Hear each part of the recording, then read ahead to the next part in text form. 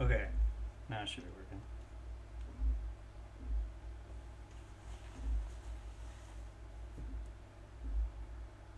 Yeah, I think the session write-ups are even funnier when they're cut off. So shitpost context and not even complete. I feast pigs dealing with the body. Pigs.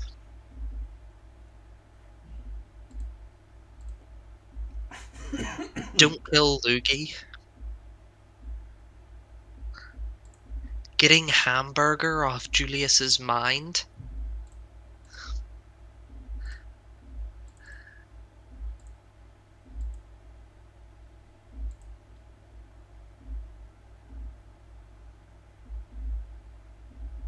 Torture the Jonkler, learn about Asian.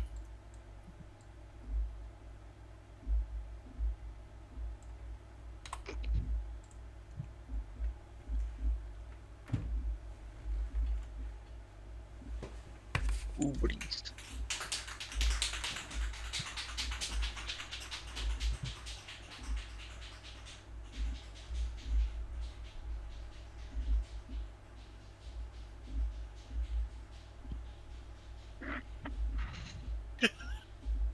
Uh,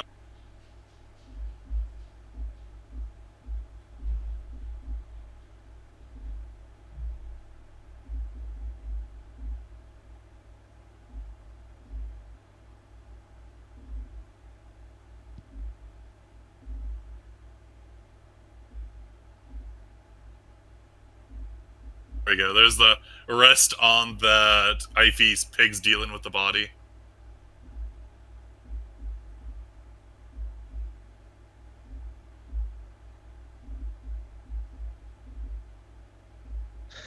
Not gonna lie, I think I prefer not knowing the context. Not for any negative reasons, but simply because it's way more entertaining this way. Yeah, but it's got JC from the top ropes. You fucking JC. Actually, Jesus Christ. Just straight up. No Yeah. questions asked, no old fart. It is just Jesus. Yep. Real shit. Real shit. Jesus from the top rope. I thought you said Jesus from the cockroach, and I was so confused. Took a minute.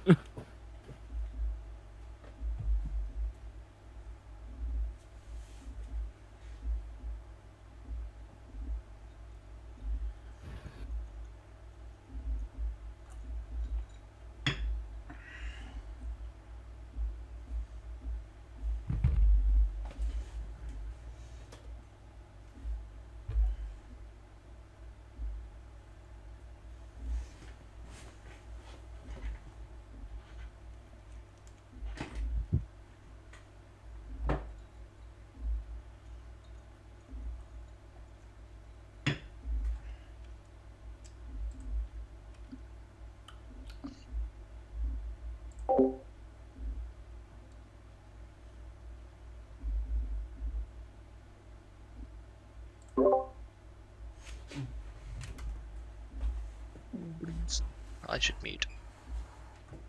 My god, the list is fucking long, though. For what? All the experience gains. Oh, yeah. Here's a bunch from before Jason was even in the campaign. I have to include that paper trail.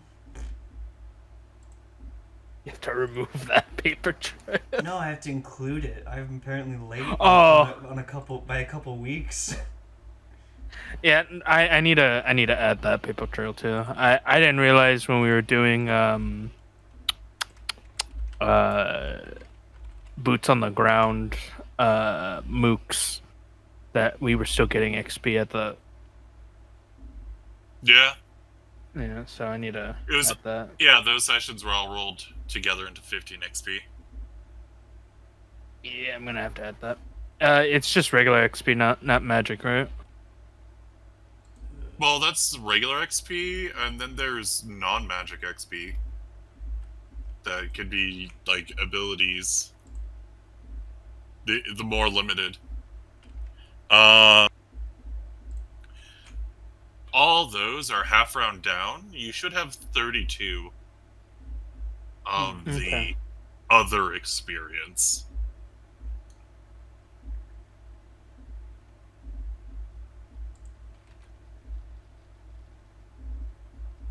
Yeah. Papa needs a new ability. Or at least probably more in drain. No. Carrot. Not Huh.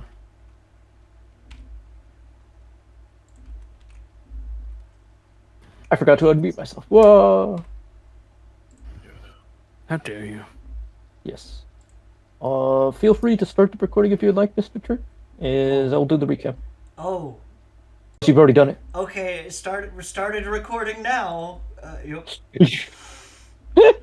Or did you already start it a few moments ago? I'm gonna start again. just for you. Just for So you. Brian tells the gang that Donald Bozeman, aka Primus, is making a massive mistake. He tells Jason to call up the Howl Machine, a massive Killdozer-style dump truck, and have the rest of the gang, including Andy the Werebear Elder, piloted to where Primus is fighting Abaddon.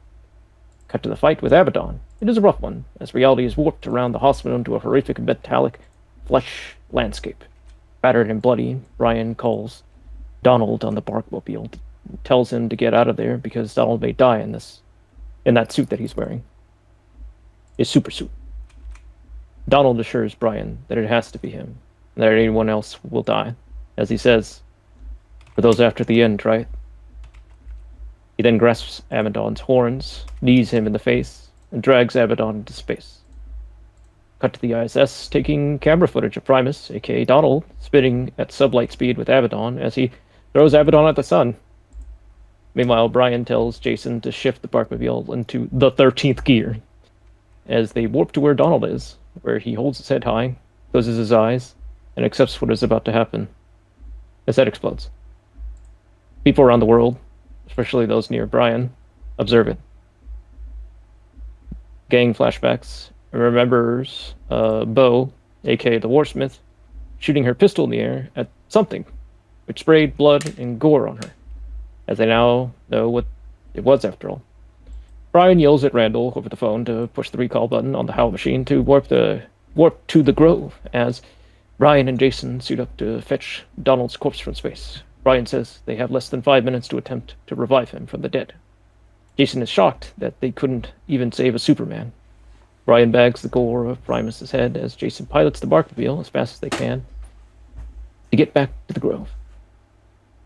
Randall then instructs Ada to take the Barkmobile to the Grove. Wait, what? Oh yeah.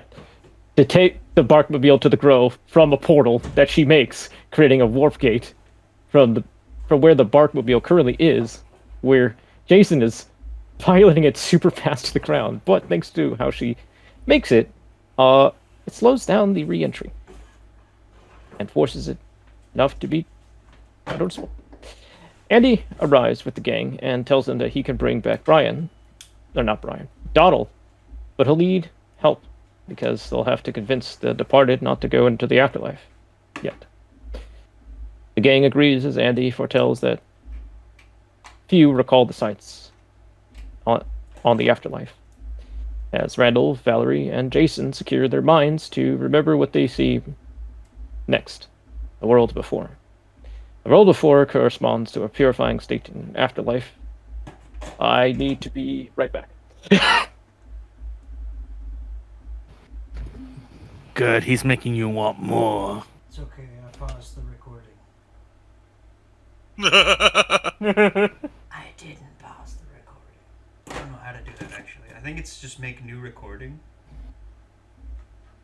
Won't that delete the No. one you're recording? You just have an additional one. No, it's like when you record on your phone, you save you save like a video, and you end that video that you're working on, and you make a new video.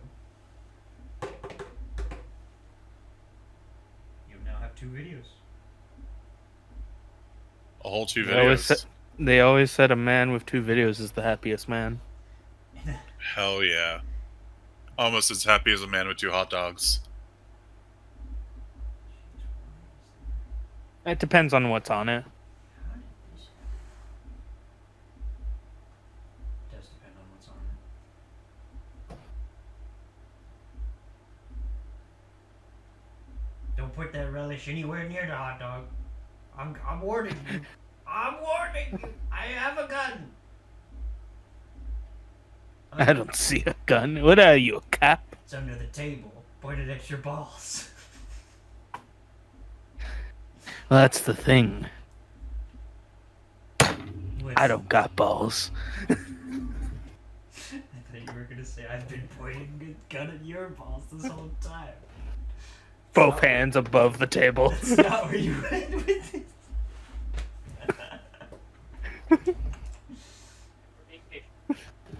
It looks like we got a gun off. Is this a German standoff? It's a German standoff. Oh. Indeed. Welcome back. Ooh. Anyway, the world before corresponds to a purifying state in an afterlife akin to purgatory, Gehenna. Trying to remember the Buddhist form of that state Wait, before re-entering samsara. What? just a second, let me restart the recording. Okay. It was paused. Thank you for pausing it. Because I'm like, oh! Okay, go ahead. Tell me when it's on. Okay. The world before corresponds to a purifying state in an afterlife akin to purgatory, Gehenna, and other religious beliefs. Yet it appears to be an endless field of marigolds, a flower, that the gang sees. The gang senses a familiar bond among the marigolds as they see Donald holding hands with his parents. He speaks with them in Congolese French, as the gang puts on some magic translation sphere spells on themselves. Donald's parents express their pride in him, that he wasn't able to save them from the atomic blast from Wormwood 3 months ago because of the technocratic brain chip that was in his head. Regrets not being able to save them when they died of extreme radiation poisoning. But they tell him the pain they suffered is gone now, and all that is left is the world after, for them. Randall and the gang interrupt, telling Donald that the world still needs him. Ronald says he doubts how useful he'll be if his powers are gone. As amongst the departed shadows, a figure manifests. Valerie recognizes it even before it fully manifests, that she knows is the figure known as Azrael, Samael, or even Lucifer, aka the Angel of Death, in all 3 cases, who bows to Randall's bow and addresses him by those names. The figure says that he has only made his presence known due to their interference with the departed's leaving of the mortal coil and shortly onto the world after. Given how much of he's just him in terms of Donald. The figure manifests to the party as Giovanni Nero, which was a longtime family friend of Valerie's and the former mentor figure of some of the party. Because it is... He manifests in this form because it is the most comforting form to some parts of the gang. And he ultimately leaves it up to Donald to decide whether to delay his departure or not. The whole gang then goes on to say that just because Donald would no longer have the powers he once had, doesn't mean the world wouldn't need him. He is still, after all, the symbol of hope to the world, whether he is Donald or Primus. They and the world need him because of what Raimundo, the beast of the earth or the Antichrist, is doing. Donald looks to his parents, as his father tells him that his actions and choices make him who he is, and that his father and mother are proud of him. Donald tearfully lets go of his parents' hands, telling them he will miss them every day, and walks away as his parents urge him not to miss them too much. Randall thanks Donald's parents for giving them the most precious thing in the world away, their son. Donald's mother nods and says that if Donald isn't kept safe, she'll attempt to stick the figure on them. The gang then sees Donald's parents reappear as marigolds, uproot themselves, and float into the sky unseen above. The figure admires what happened as it reminds him of his position and his regret at his rebellion against the father. He, at first, hated humanity, seeing them as weak, evil creatures devoid of any real goodness in their hearts. He rebelled and was appointed over the dead. And it's over the aeons that he has learned to no longer lie, and to admire humanity in their most beautiful and kind states as they wish for happiness for those that have not departed yet, and to see them embark in a purified state into the world after. All those present wish for a happier ending. After all is said and done, especially the figure, when he can retire. The gang is then dismissed back into reality by the figure as Donald is healed and revived, but also now immortal. Brian informs the gang that President Biden is dead, that the election predictions show a 90% chance of Trump winning the election again, and that Lilith and Raymundo depower the antediluvians. How they did this required Randall to glance over the Book of Nod to see that Lilith had been the one to give vampires, especially Cain, their disciplines in the first place. She had simply taken away their favor, and has been nicknamed the Nigerian for now, until a less offensive name is given to her. The gang collectively sighs as Brian presses the console and the bark machine to Magitech 3D print some pills. These pills allow a person to stay awake, unimpeded by exhaustion for 48 hours, followed by a 12-hour crash. Cut to a few minutes later at Kojima Productions in Shinagawa, Tokyo, Japan, as the entire party discusses plans ahead. In a conference room, Randall drafts a speech for both the public and the private group, willing to fight Raymundo. Valerie asks Mina about any decent or human-leaning antediluvians, and gets only Hakim, the antediluvian of the clan of assassins. He most likely is buried in the Alamut region of Iran. The gang then convinces Donald to try the exaltations of Metatron Box to empower himself with magic. He hesitates as he opens the box, tests forces immediately after by lasering a glass, and earns Kojima's ire as he says, "Those are expensive glasses, please stop." Jason then makes a tramp stamp remark, looks at my screen where you are right now, Martine. Hey, it's me. About Metatron, eliciting a disgusted look from Kojima, who absolutely doubts that this happened. Jason then relays that it'll take time for Donald to master his fears, but he'll get there. Brian then asks Randall what his plans are for a speech. As I get to put on the thing that will get this video demonetized.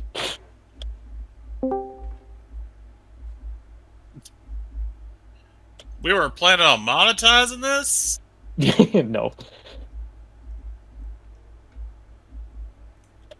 The most racist actual play on YouTube. That's right. Rivaling 1 million her followers schnitzel in one Nazi. day. All right. So, Randall.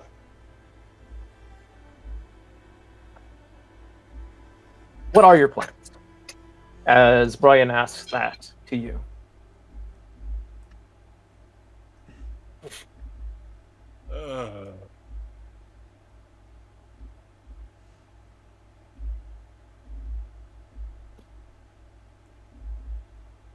Just kind of sitting back in his chair. I'm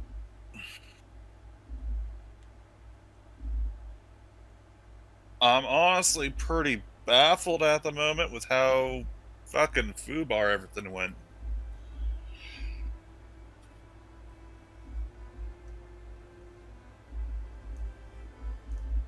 Well, better decide quick.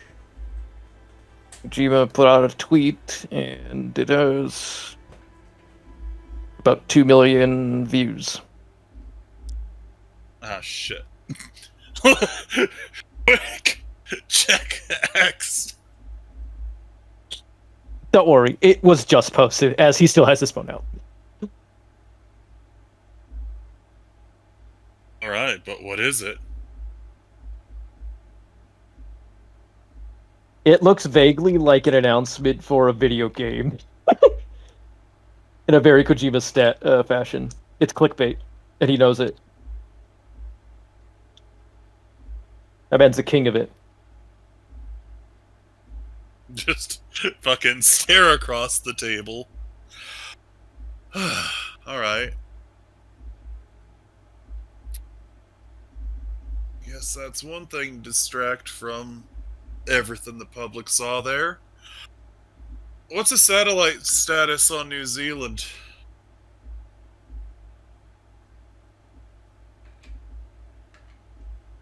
It's over New Zealand. Not fired yet? From what Charles is sending me, it should be firing within the next few minutes.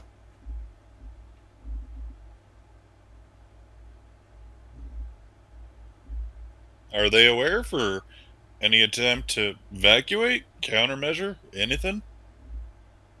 I sent out an alert to the other Primuses that are in the area, but some want to go down with the ship. We lost our home once, and we're not doing it again. Is the response I got from them.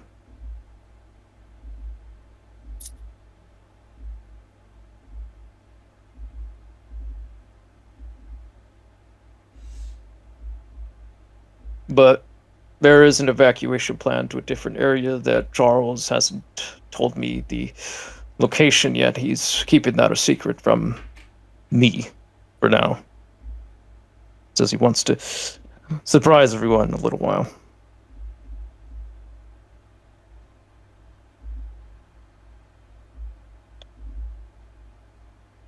Okay.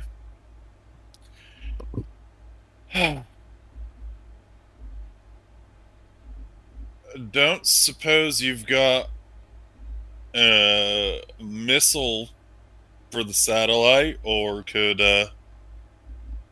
suit the Barkmobile up for that task? I didn't even know that thing was spacefaring. I don't have missiles on there. I think Jason could tell you how much I avoid lethal weapons. What if the car's the missile? You took the words out of my mouth, but it's a suicide mission. And I doubt that the spirit inside would want to go out like that. Besides, it requires a biometric scan to activate it to go that fast. I would need to be in the chair before that hits, and by the time it hits, from my calculations, most of the damage would have been done. Not only that, that's the only setting I don't have access to. Nope. But I'll do that in the meantime while you're doing your speech, to at least give some of the people on the ground a running chance. It'll make us less spacefaring, though, if you think that it would be worth it.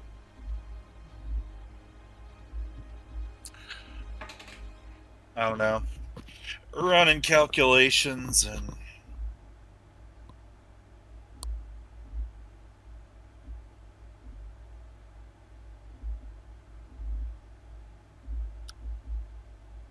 I wasn't ready for demons to start popping out as fucking big ass monsters in the middle of the city. It's not the ideological or medic war I had in my mind, so...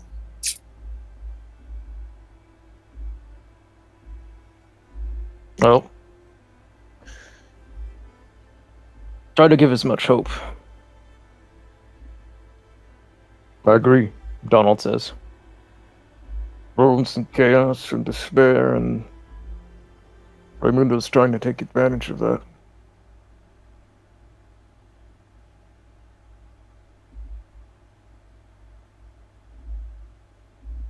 I suppose, speaking about giving up, how do you feel about not being dead? Being public in any sort of way? Think it would help, if you think it's so. I could take off the suit if you like, or should I keep it on?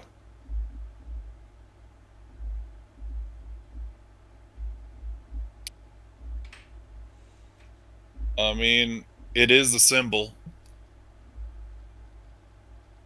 Alright. I'll get a paper towel. Or, actually, he stops probably at the paper towel and he stops. Probably be better for people who have doubts.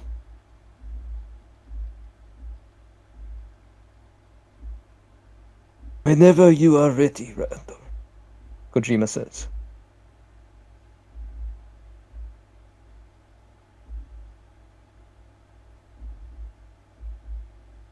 He'll give a sign, take out his flask for a big fucking drink.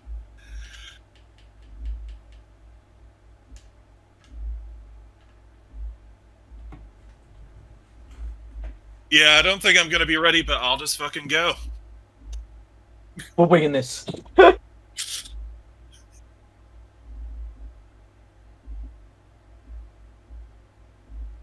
All right. Remember, Randall, you have 48 hours worth of caffeine in you. You got this. Legitimately, you do. Yeah, legitimately you do. I think all of us do.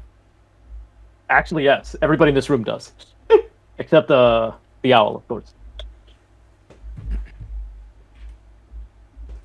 No, that's giving it too much power. Yeah. The Sandra's owl. Miss Sandra. Indeed. All right. I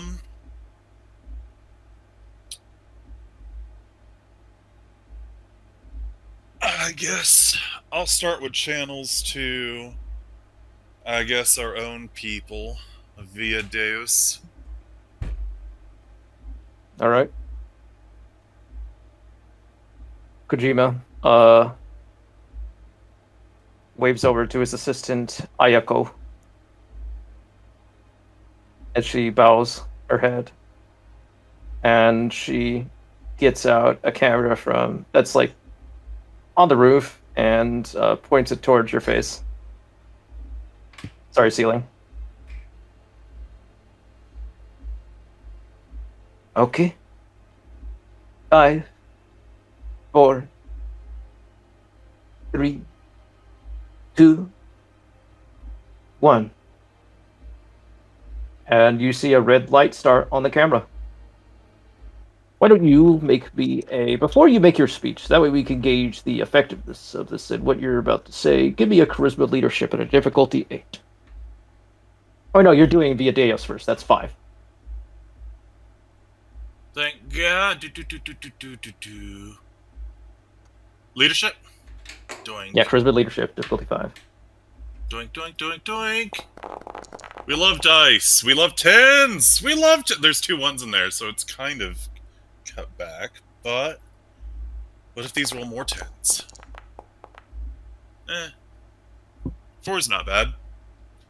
4 is good. 4 is what I'm looking for, actually. Let's see. Oh, I need to take a specialty on leadership. I'll think about that later. All right. Make your very good speech, sir.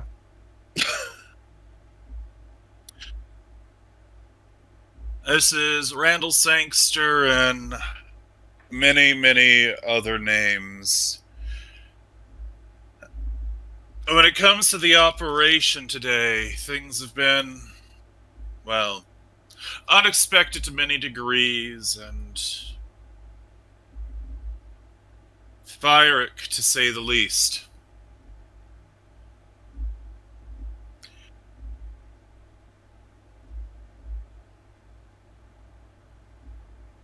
I came prepared to celebrate our absolute victory.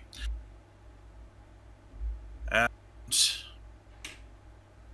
well, we're scraping things together. It's the unfortunate truth that we're a few centuries planning behind our opposition. But as things go forward, I think we've got a good chance of catching up, especially with unexpected miracles. And he's just going to, like, gesture to the camera and, like, make a circular motion. It's like, point that at Donald. Ayako quickly zooms out to show that Donald is sitting where Kojima was sitting next to you.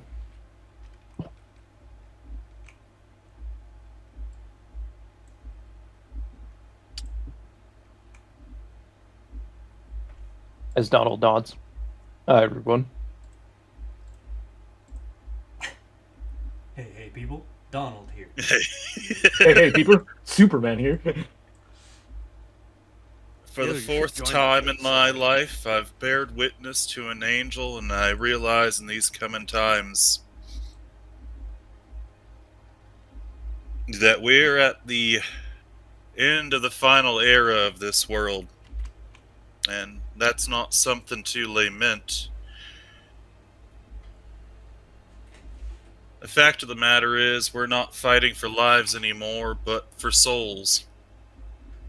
And every death that we have on this war is just a temporary setback of people we'll see when this is all over. When the kingdom opens up and the dead and the living are reunited, and we've purged evil from this world.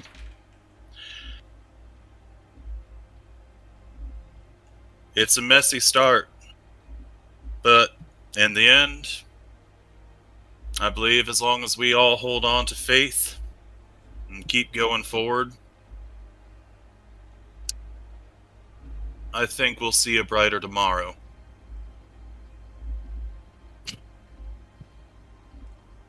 And he'll, kind of relax in his chair and give a little salute to the camera. Further operations will come as soon as we're ready to grasp the entirety of all that's happened in the last 48 hours. Be ready, and I'll see you all soon. And the red light stops.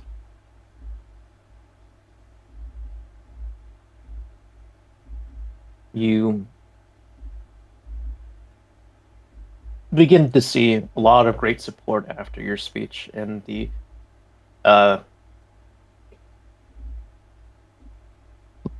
both the HunterNet contacts you may have, along with the inner network that you probably established that's in the dark web.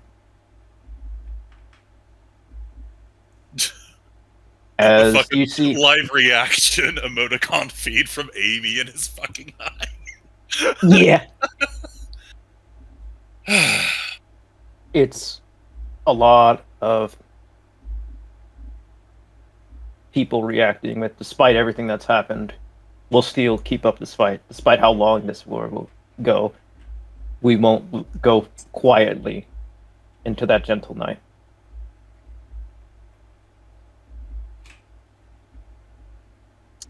You also see a lot of Deus Volts and a lot of Alu Akbars and a lot of other languages shouting, screaming at the dying of the light. Do not go quietly into that dark night. Should have wiggled that in, but I suppose he just you takes could. another drink. Kojima says you could. wiggle that into your bigger speech.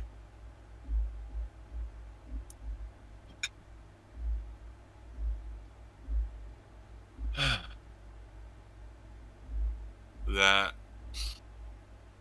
Just give me a minute. I need to.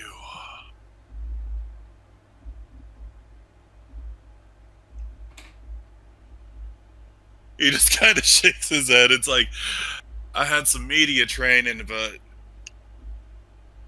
those came with speech writers and a bunch of canned bullshit.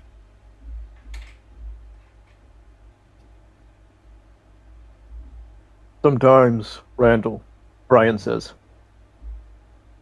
in a time of great despair like this, it's best to speak from the heart. Nothing canned, nothing lingering in a line, especially with a man who covets lies. You did good. Gives you a firm pat on your shoulder. Shit, give this man a hug. He gives you a hug back. I just hugged Superman. I get that. And his Just.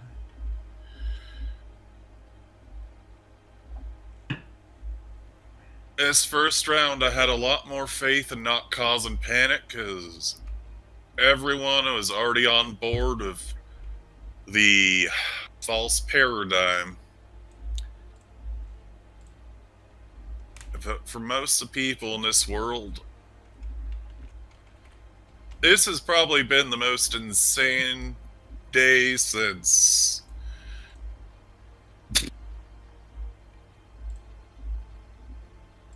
I'm Were you about to go? I suppose. That was another paradigm shift. But even then, that was still couched in some scientific belief, even though that was a big crock of shit. Yep.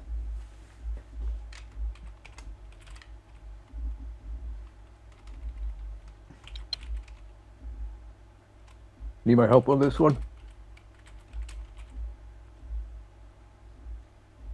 What, suggestion or? I could help you with your speech if you'd like.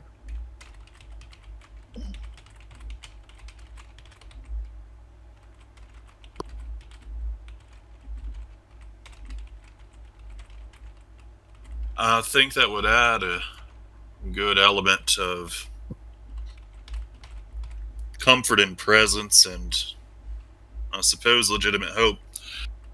Again, for the most part, the world sees me either as some schizophrenic Christian or a Fed.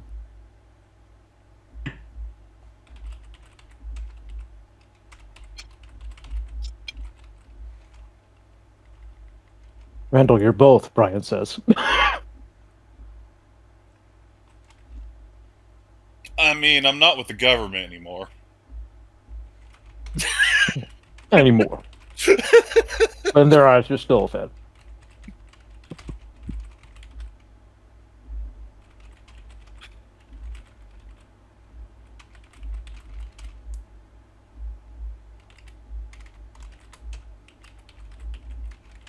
So you'd want to take the lead,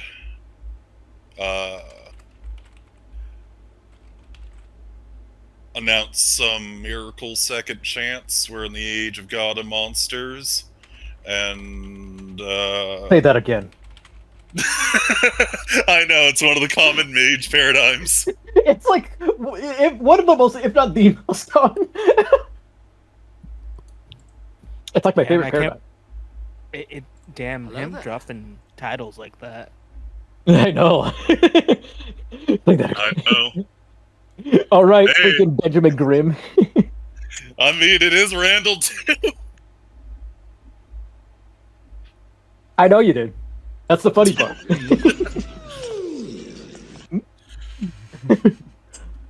All right. Donald will say, all right, I'll lean into it. You'll have to do the other half. Gives him a thumbs up, and actually, yeah, he'll take his jacket off to, take off his fucking holster and, toss away his more schizophrenic paraphernalia and knives and shit, and, wear his suit normally and not puffed up with gear shit. Tactical gear. Got it. Yeah, had to take it off to get rid of his shoulder holster and everything. Get the newscaster appearance. Ayako says again. Seeing that everybody's ready after that. 5, 4, 3, 2, 1. My fellow people on the world.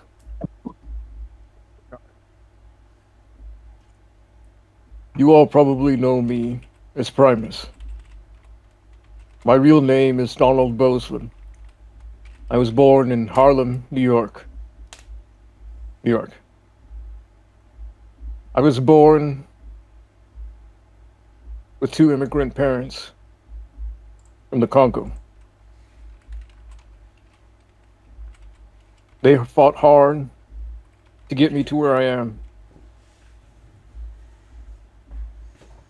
I went there in the afterlife to see them. If people say this is AI, what I am saying now, they are liars. Just like the person who orchestrated everything a few hours ago. We cannot live without fear, but we must be able to overcome it. We live in an unprecedented time, filled with monsters and false gods. We live in an era where something miraculous can occur, such as my revival. That was only possible with the man sitting next to me. As the camera zooms out to show Randall.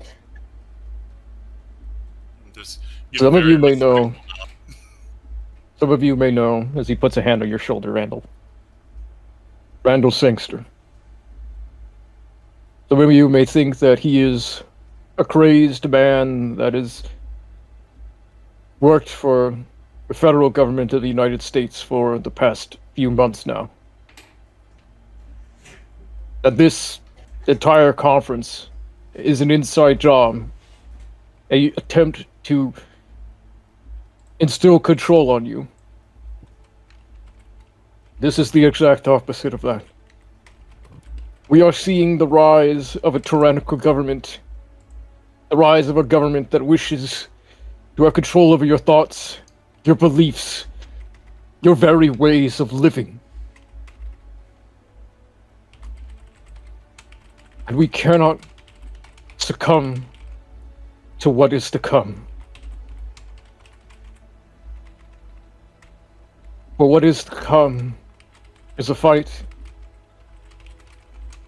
that is an uphill battle. But I have faith. I have hope in what this man will say to help us through all of this. As the camera pans to you, Randall.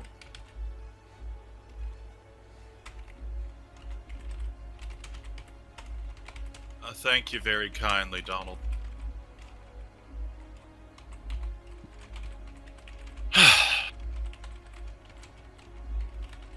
People of the world, I have the unfortunate situation of having to announce to you probably the greatest paradigm shift this world's ever experienced. Civilization's been wearing a mask for as long as there's been civilization, and that's been lifted. And I know there's going to be plenty of reasons to be afraid. there's going to be plenty of reasons to be cowering. Gods and monsters are real. But so are heroes and miracles. I've been fighting my whole life, and I've been witness to many miracles that have been dragging me out to find great purpose and guidance.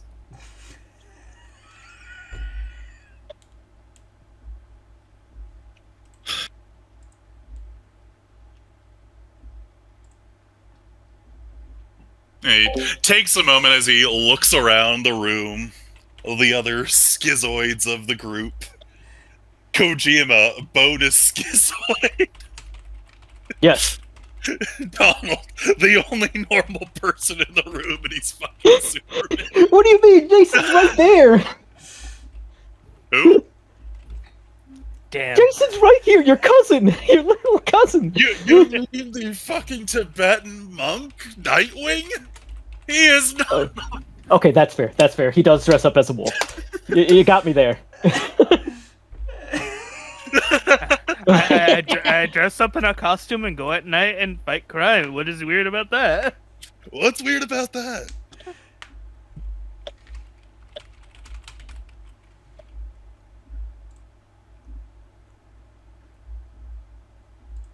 So, yes, today, many of you saw a demon rise up and get thrown in the sun. Probably my favorite part of the day. You saw a hero die. DM's laughing at that one. You saw a hero die. No, my mom came in with a funny Christmas sweater. Ah, damn. I saw the well-timed laughter. No, but that was funny too. You saw a hero die, and is here at my side making an announcement. Fact is, I was never a subject of phage.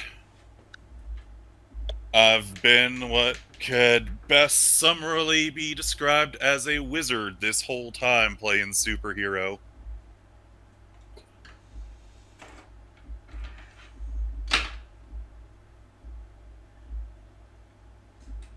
And it's going to be a lot to take in.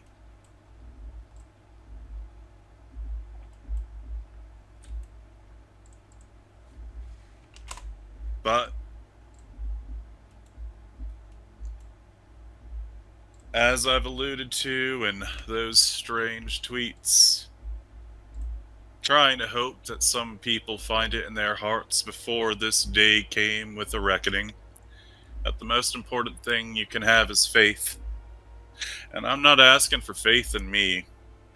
And I'm not asking for faith in a capital G God or Yahweh.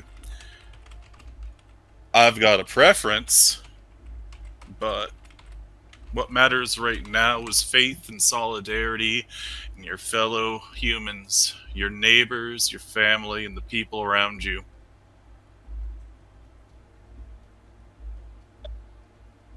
Be strong together and know that where all this horror goes, there's helping hands trying to deal with it just behind.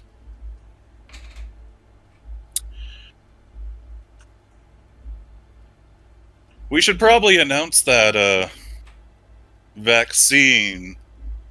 Just kind of eyeing over at Brian. Right.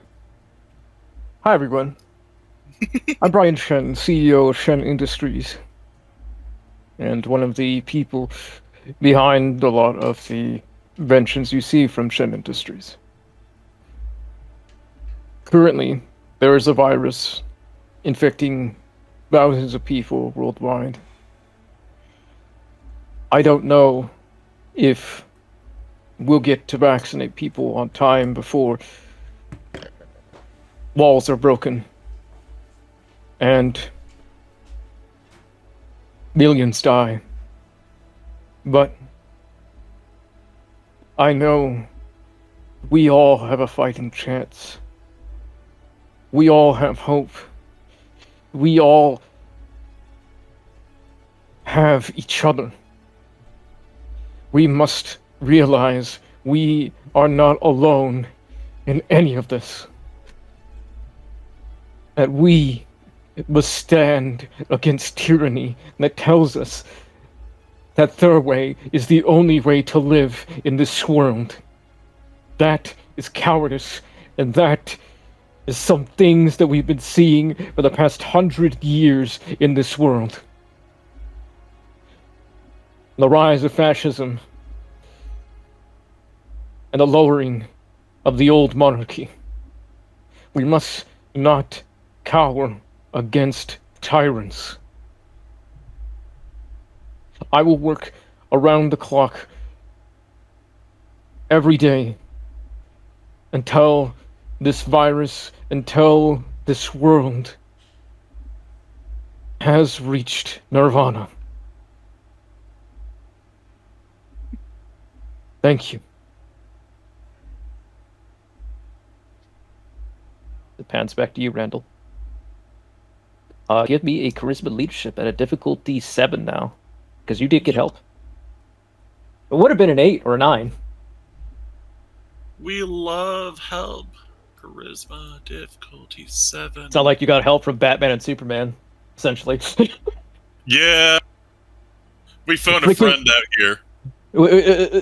We phone in freaking Constantine having to give a speech to the world about the Antichrist. And he just Batman wants and to take a drink.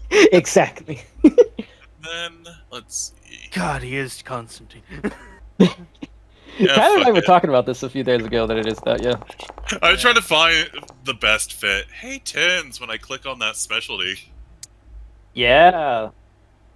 That's all your specialties, and that is over the number I was looking for, actually.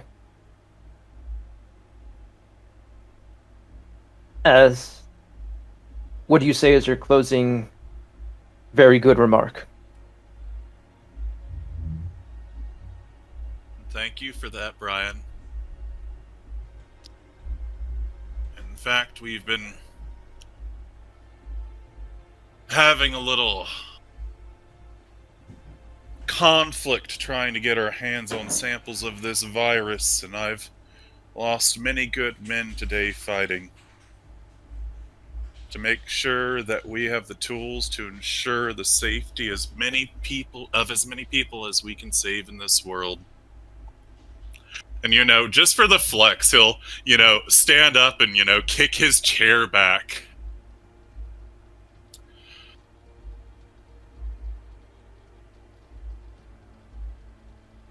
Know that, again, these monsters have always been living amongst you, and the mask has just been lifted. And that's a moment of terror. And fuck it, he's just gonna whip Excalibur out, just pinky ring transform into a sword. Oh! The views explode just from that. It's pulling his cock out. He's pulling his... You actually do see a critical react to that. He's pulling his sword out! This also means that the heroes that have been fighting this whole time don't have to do so in secret. So you'll be seeing us out there, me and my friends.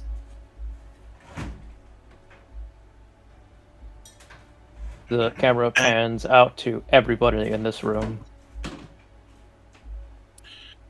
And those that have the fighting spirit in them, that have the fist to go with their faith, Vea Dios is always looking for more friends. The camera ends with the feed. As you look at the medium, as you see that it begins to flood in response to the miraculous acts perpetrated by you and your allies that have gathered here. Some accuse you of using AI, actors, and manipulation to complete this broadcast. And some even call it staged. Many more state they will devote themselves to fighting this false messiah, to keep up hope and love, and to keep those two things lingering in their hearts. And they fight onward toward the end. The view count was at 10 million. By the end of the broadcast. You are fake news. How many people will listen to that is up in the air, but you feel you have sent out a very positive message that a lot of people have listened. And I will give you, Mr. Tyler, another free reroll. I don't know where to track these. You could also you could just put a note in the notes section of your sheet.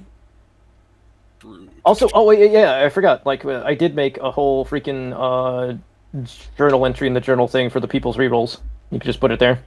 Oh, the journal. The people's rerolls. Oh, there it is. Yep. Doink. Save entry. Well, that was more successful than I thought it would. Literally, actually, Martine, that is Critical's actual live reaction after the broadcast ends. Charles just goes that way. Let's go! Oh my god. Hi everybody, it's Critical here. I'm here to announce my allegiance to Via Deus. Down with the Antichrist. The rando situation is crazy. That's the actual name of the video. Man, did you guys see his fucking reaction? Oh yeah, just cool. He did not expect that. No. Nominated. Streamer of the year. Yeah. Yeah, content creator of the year. Anybody but me. Oh, thanks, I guess. But yes. Kojima will state, well, after that outcome, would everyone like to get coffee nearby?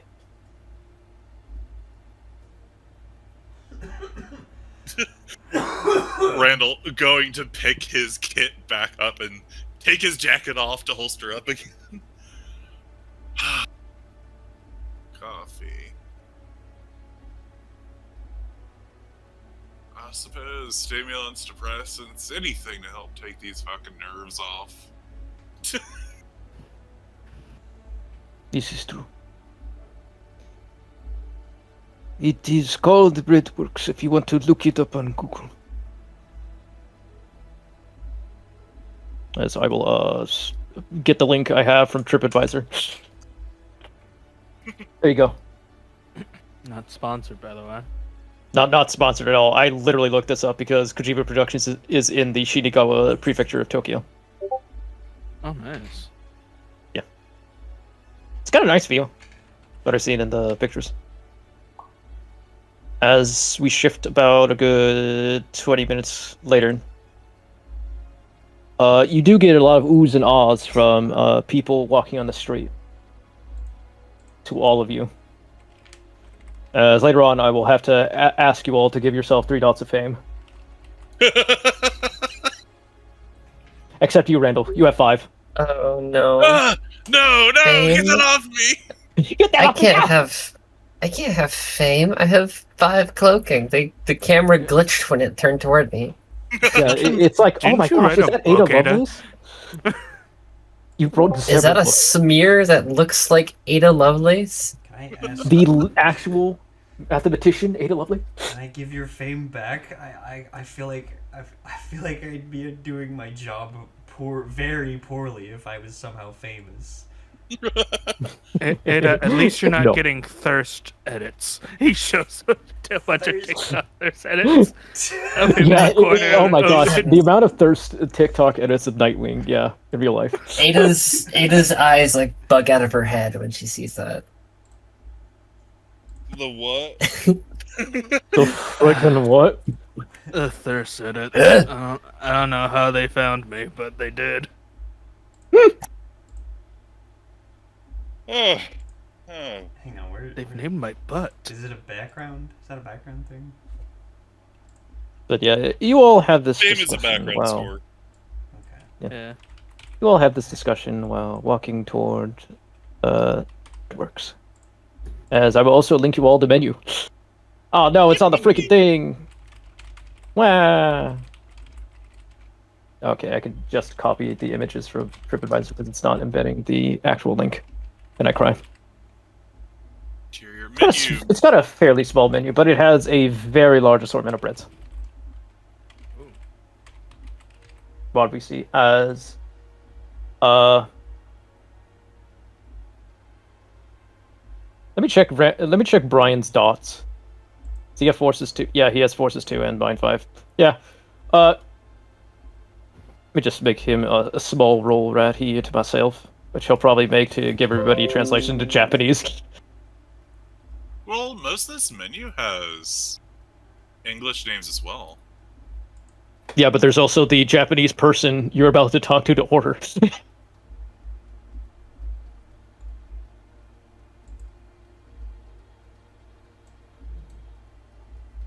Incidental using a personal item. Yeah. Don't need to use an instrument at this moment, but I'm gonna do it anyway. And I'm taking some extra time. So yeah, it's a difficulty 3. Oh, they golly. only have one on the menu. So before he even finishes his translation spell, Randall's beer. Is that actually on there? Bottom, beer and wine. The only beer, golden ale. Golden ale.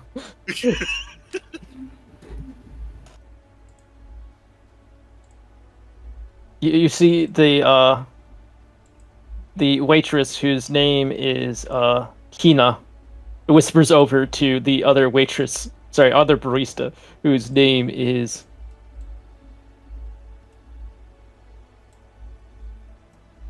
Uh-oh, he's distracted. Just don't DM distracted. his name is Hayako. Hayako. I think it's Taurus again. Not again. That's the 5th one this week. Kojima and his gaggle of tourists. Yeah, literally Kojima at the table. It's just Kojima-san, though. That's expected again.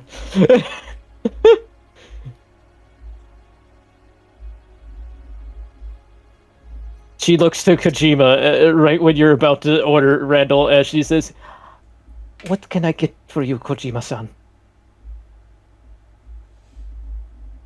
Like, completely sidestepping you to look at Kojima.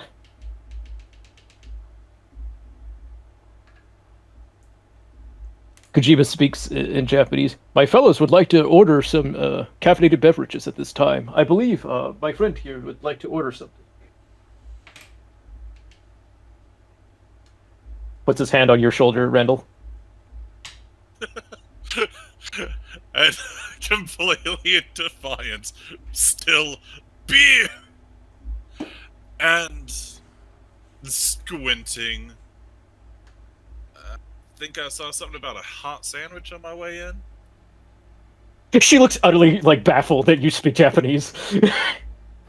She's like, "Oh, Nihongo desu," she says. Yeah. No, it's Nihongo Josu, sorry. Nihongo Josu.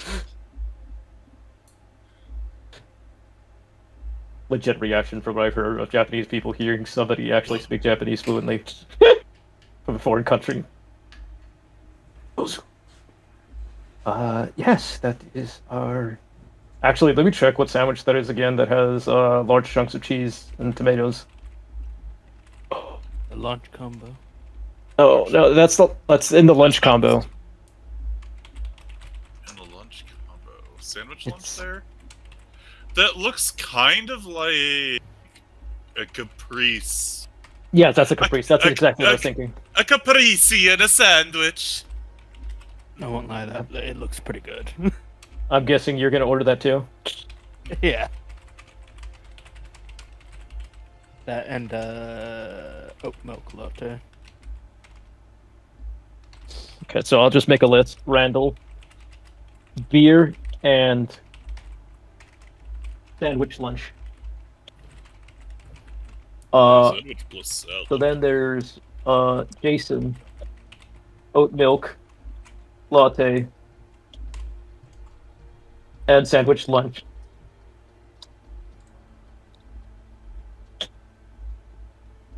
All right, Ada, what are you ordering? What the hell? I mean, black coffee, obviously. Black coffee. That's it. Actually, black coffee double espresso shot. See, do they have? I don't see And anything then- suggesting they have espresso. Maybe. They do have lattes. They'll be like, they'll just add that to there. It could And be an Americano they call a latte. that's probably it's probably a freaking flat white. But yeah, orders that in. And what about you, Willis? Oh, I'm gonna go for my usual. Venti mocha cookie frappuccino with 2% milk, 6 pumps mocha, extra caramel and mocha drizzle, extra whip, extra cookie crumble, extra praline topping, extra dark chocolate curls, 2 pumps toasted white mocha, extra sugar cookie topping, 4 pumps caramel, dark caramel, extra caramel. I don't believe you're referencing. Light apple drizzle. Oh, 3 yeah, pumps I know. Frappuccino. Yeah. Roast 9 Java chip. It took me a minute. Double blended and cinnamon powder on top, please.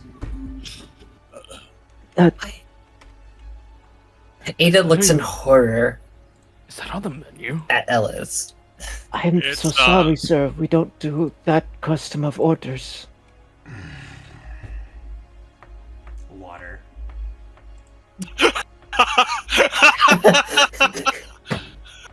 Anything else you would like, sir? Water. Again, I'm so sorry, sir. We'll get you that water. She bows like 3 times.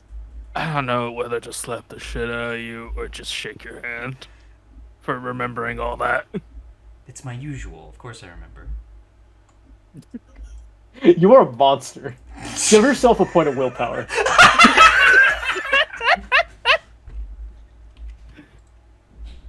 Let me check your nature again. I think this fits. No, it Yeah, doesn't. Crusader. It doesn't. Crusader. It doesn't fit. No, this is You're monster. following your belief system. This doesn't You're make sticking by it. You're sticking by your belief system. That's a Crusader. We are crusading that coffee shop.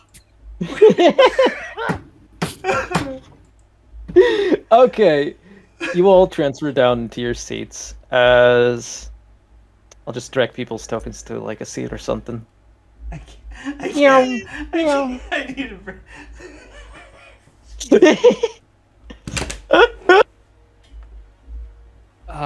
Rewatching this VOD's gonna be a treat. It's gonna be a treat for you, Cap. Turn had to go away for a break. I think I'm gonna put my plate away. I'll be back in like a couple minutes after that comment.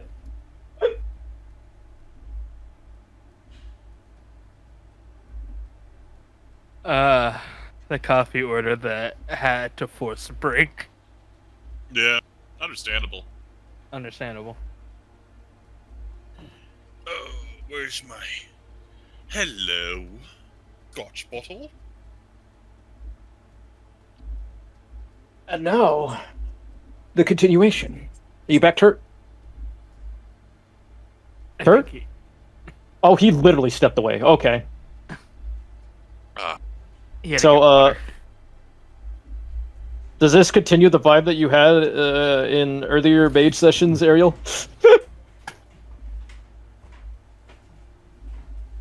Oh. Hello? Ariel? Oh no, we went too late. She's gone into the Aether again. Fried, toasted, logged into her MMO. Excuse me. 3 raids deep.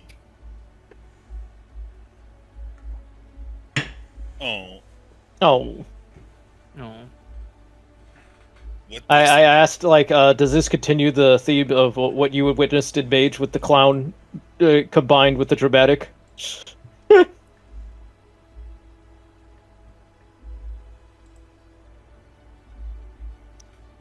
Definitely got the clown. Definitely the clown.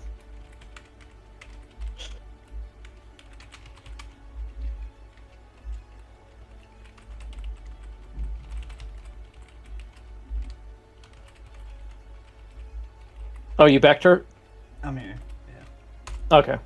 So, is Def gonna get some fat loogie in that water? I'm sure of it. So. No, they're Japanese. That they definitely won't do that. Bless them. They're stronger. Dude, that's than- literally They're stronger Dude, than that's Time Americans. for this world. dude, that's literally their culture. to be. Like, they really don't want anything below like a 4.5 on like anything. Though, if it's a like non-tourist shop that doesn't really cater to foreigners, they might intentionally feed you or guide you towards ordering an item that they expect you to be repulsed by. Completely normal and probably bar food by their standards, but It would just or be yeah, this- they can kick you. But unfortunately, Kojima's here, No, so they are forced to service you. this is why Japan has signs in their storefronts for no foreigners or whatever. Because they have to deal with people like you. People Yeah. like me. Well, the glassings happen, Brian says.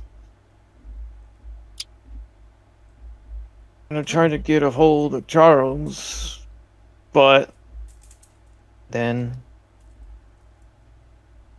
you see it.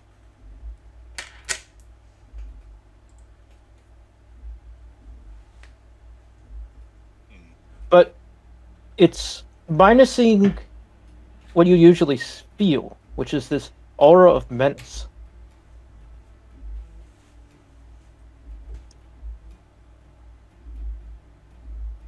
El Criaturo. Oh, that's the wrong token. Ah! That's the old token.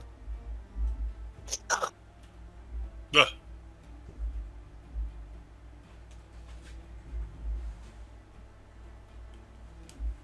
As you see Raimundo himself calmly enter the door,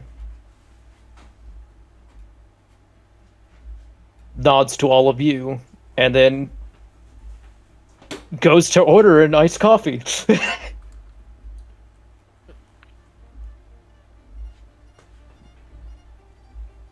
Yeah, for politeness sake in the spa restaurant, Randall just kind of raises his drink in acknowledgement.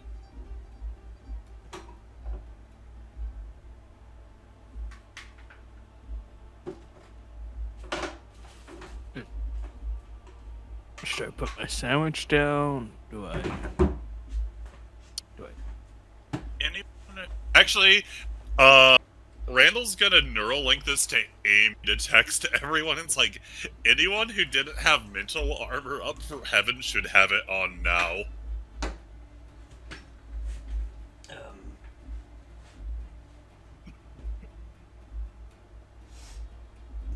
You get a text, Randall. Oh? Don't bother. I'm not here to read your minds.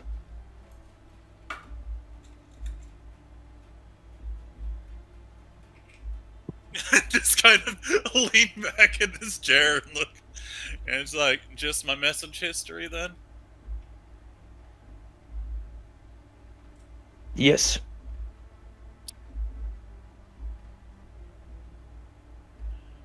You really are patsying up to the government with that kind of activity. He comes back with his iced coffee, which is probably just Americano. All things considered. Because I believe any iced coffee in like almost every place is like an Americano. Yeah. Which is what my It's got American my sister-in-law in the name, orders. so it's good. Exactly. Kojima just quickly like types on his phone as you just see time just stop with everyone else.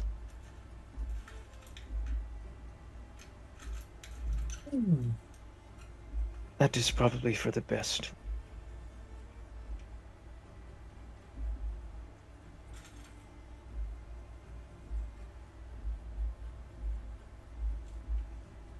That was a wonderful speech you made. I admire it.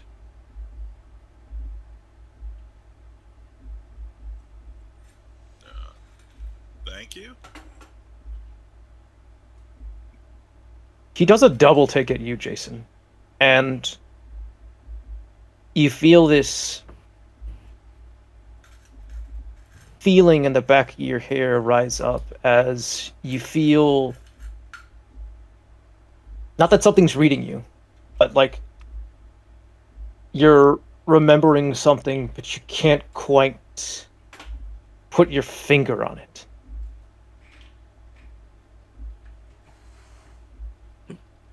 What are you doing? Nothing.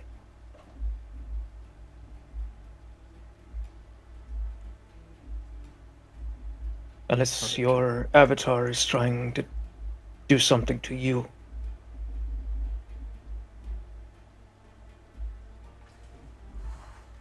Oh, He'll kind of quietly whisper, Lancelot, what are you doing?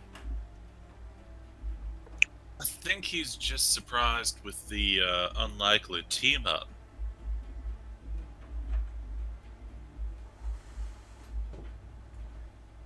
Over the next few hours, I will show you things that you have forgotten in this life, that I remember.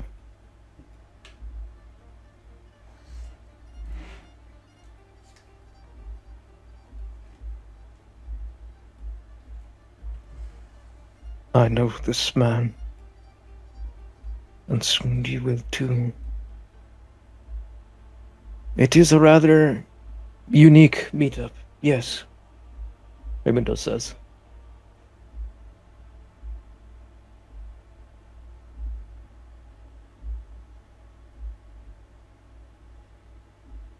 And that's what you're here for? Some reunion and history lesson?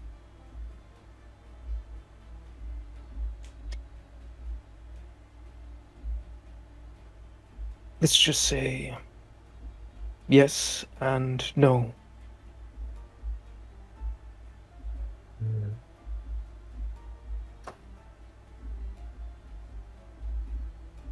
I have a question, but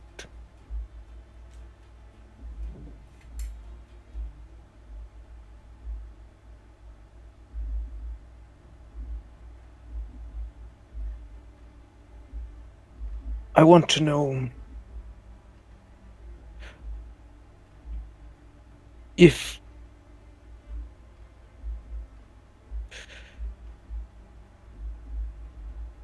you now realize what it is like to have fate decide your life and what wounds it will incur.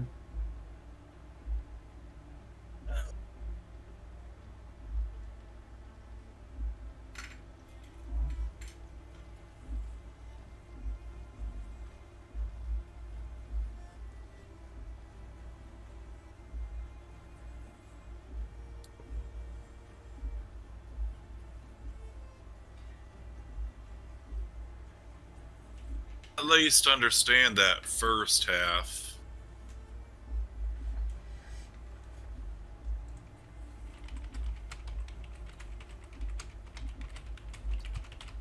wounds you don't understand yet?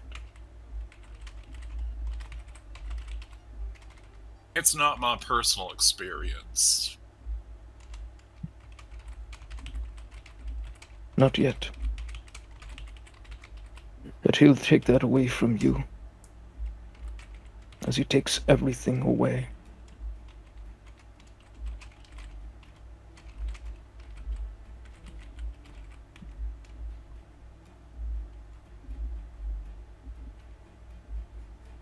You cannot be serious. I am not here to fight. I simply have a few questions. You are free to ask me those as well. He's just gonna look incredulously at Rendell, just like, please don't.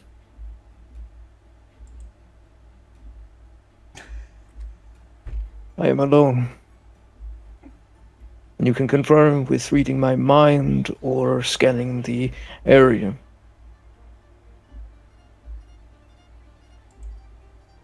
Jason will check that because obvious reasons. Feel free to make a Mind 3 effect.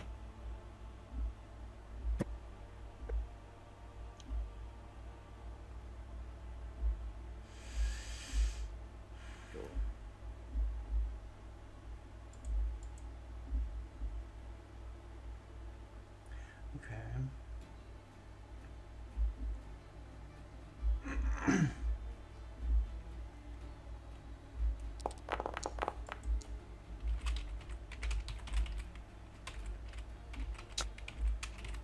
As you enter this mindset, it feels like entering a cold tundra of Antarctica.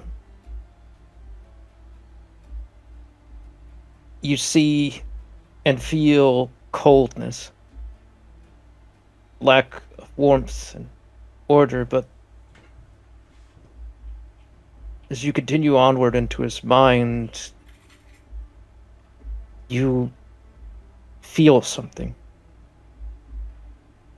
It feels as if it tugs at a familial relation, but you can't remember it. You don't remember it, but you feel like you're almost there.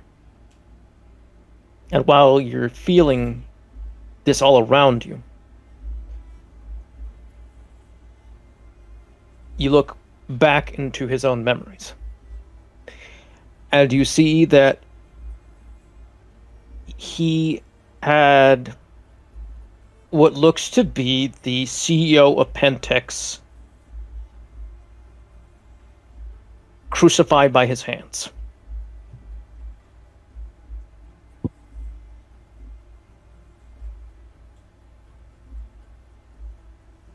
And then him opening a portal with blood.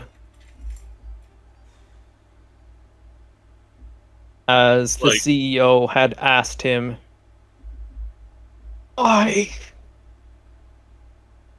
Most recent CO? Like, one I should have expected still alive? Yes. As he looked to be still alive after Raimundo exited the portal and across the street from where this bakery is. As he entered here alone.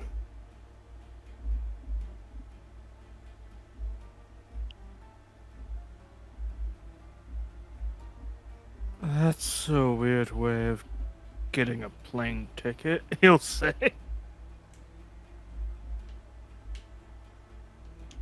I believe your friend here can open portals with chalk. Don't find it too weird. Eh, In a I guess pinch, we- I can cross dimensions with blood. I guess when you diminish the boundaries between Dead Sea shit. Fuck. I'm sorry, I'm just gonna gesture at Raimundo, like the very presence of him is pissing her off enough to where she can't even like think straight right now. I mean, this guy basically was responsible for killing her a pretty long time friend of hers, Ivan. Yeah. So Hi, I feel like I share a mind with our friend Ada here. What the fuck are you doing here? questions. I want to know if you now know what it is like, as I have felt in the past. Huh? To fight for something you feel is too hard. To feel as if time and space is moving against you, but you continue to fight against the dying of the light.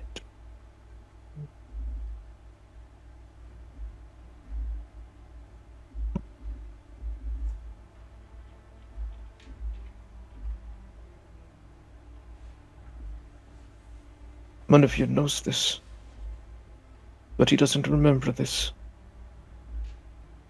I think he's talking about me. To me.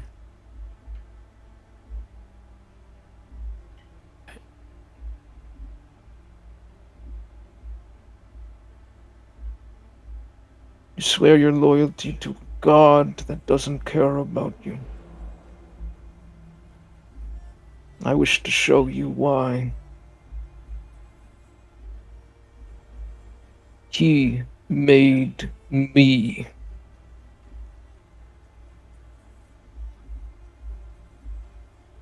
You all made me.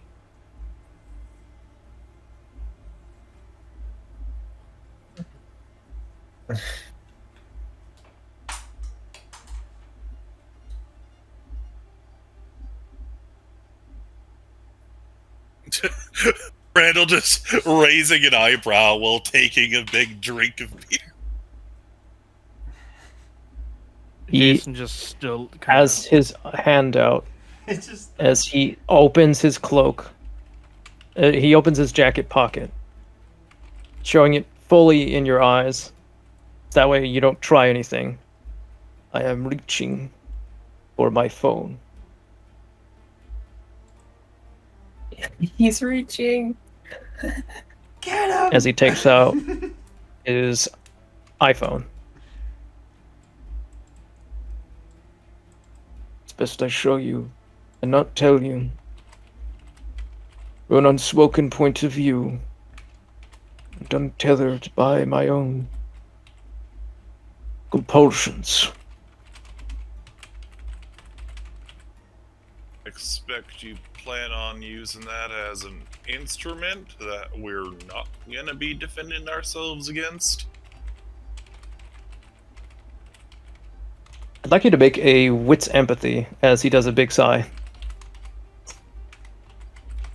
Jason will whisper over to Ada, still trying to watch Raimundo as he does. Ada, how quick is your draw? I don't trust this guy for an inch. Not good enough. You all can actually make that roll too.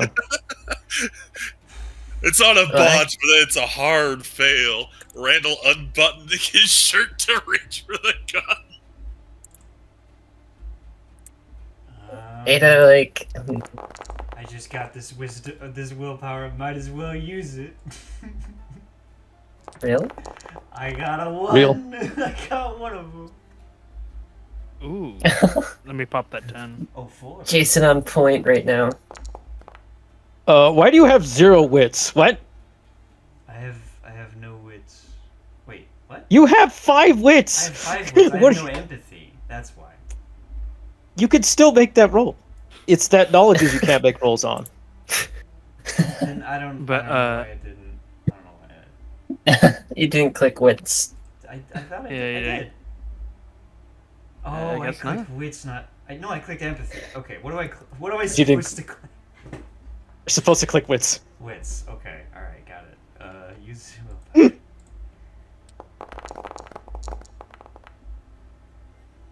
1, 3, 3.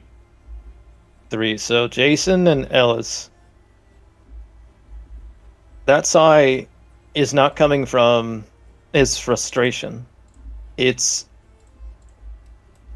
him fighting the compulsion to lie to you as he tells the truth.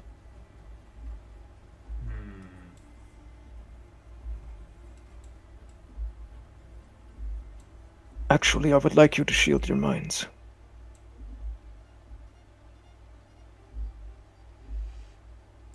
The things that are present think in I already these... shielded. Yeah, you shielded your mind, yeah. Yeah. The things that are present in my memories. There are things that you vainly would call things man should not know.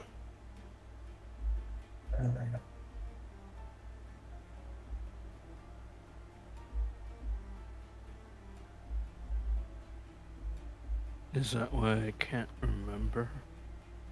No. It's because you died. You're trying to remember a past life.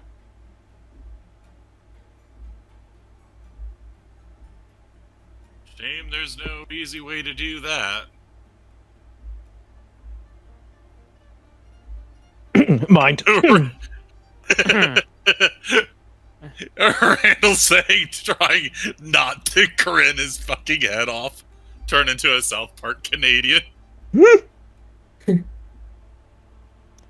Oh god.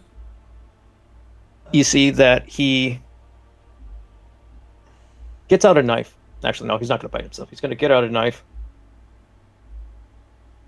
cut the top half of his arm, get the blood, smear some weird geometrical symbol. As I have to look up the symbol again. Come on, Chaosium. I know you have one of these.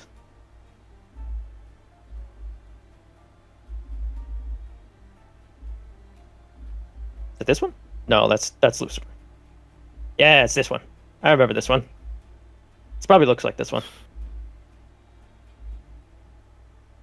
I need a non-transparent freaking image. Makes me so upset. Dude, I live for Yeah, transparent images. What do you... how do you... There we how go. did you find so many that you don't want them? There we go. Cause a little bit of yeah. these. You know what that is, Tyler. I've seen that. When I go looking for a transparent image and I only get the checkerboard background, but it's still a completely opaque image. JPEG. What are you talking about? Sorry, just... Are you talking about the one I just posted? No, I just have I've seen things. Okay. PNGs. Fake PNGs everywhere. Fake PNGs. Ugh. As his eyes roll in the back of his head, y'all could make me a mind roll to shield your minds, if you'd like. I will try to shield everyone's mind since I am specialized. How did you make a loss? That's just impressive, Burb. I looked it up. Symbol in question. Ooh, no, duh, it's a fucking... Oh, okay, I get it. The arcane Loss. The arcane symbol of loss. But yes, feel free to make your mind roll for the party, Mr. Martin. Yeah. How much mind are we doing? Let me double check. The book magic to see what kind of dot it is to shield people's minds. Let me check again. Yeah, like how many dots? I'll just say 3 for now. Okay.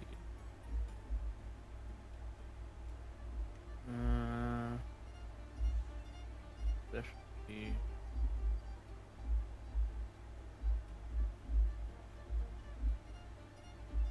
Oh, it's 2. Oh, is it 2? It's 2. Okay. I'd open up book.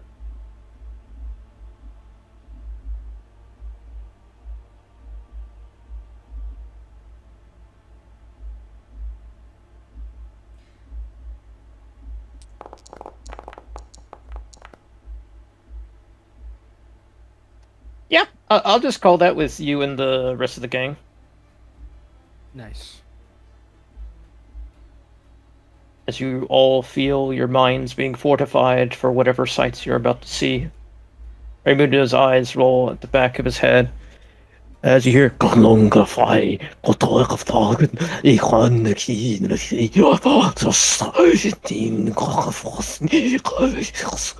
Can I interrupt and ask him something? May I help you? What are you doing exactly? I am peering back into my lives 600 years ago. To what end? Why come here at all? Like, why come here at all?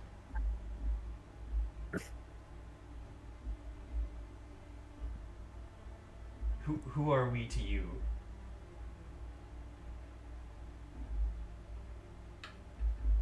Everything.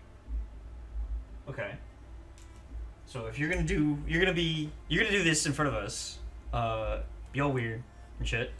What do we get out of it?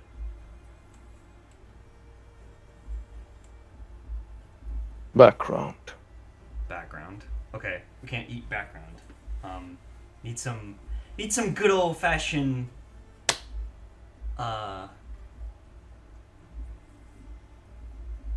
Shoot, what's it?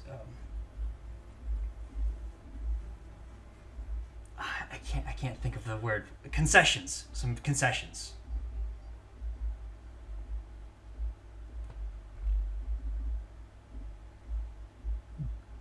Looks up, it points his hand to the bread bar.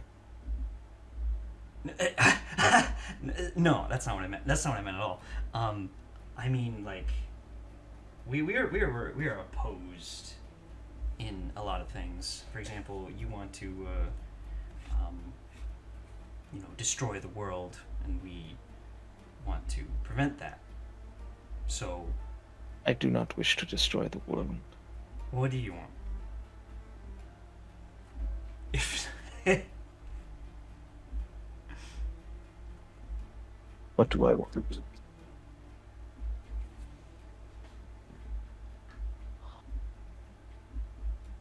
I want the people responsible for my brothers, my family, my entire friendships suffer, You want? to know pain. Wants his father back, you son of a bitch.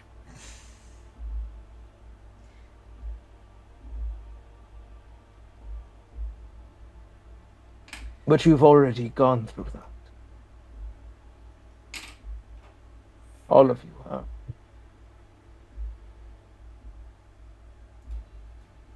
as far as Now I wish to show you why. And that I know what it is like to know the burden of a fate you want out of.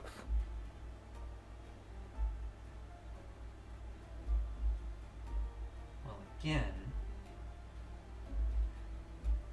why should we just let you? Now, I'm sure this is real validating for you if you gain any sort of sympathy or understanding. I but don't want sympathy. I don't want you to understand that I had a life of dissatisfaction. That is vanity. And I told you about that. What I wish is to ask you a question after what I have shown you. The give you context before that.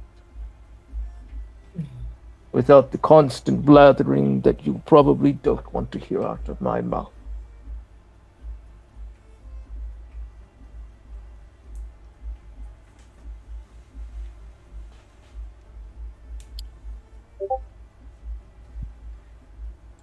So that's what you'd like to get out of this, but I'm failing to see what we really gain out. You came to us.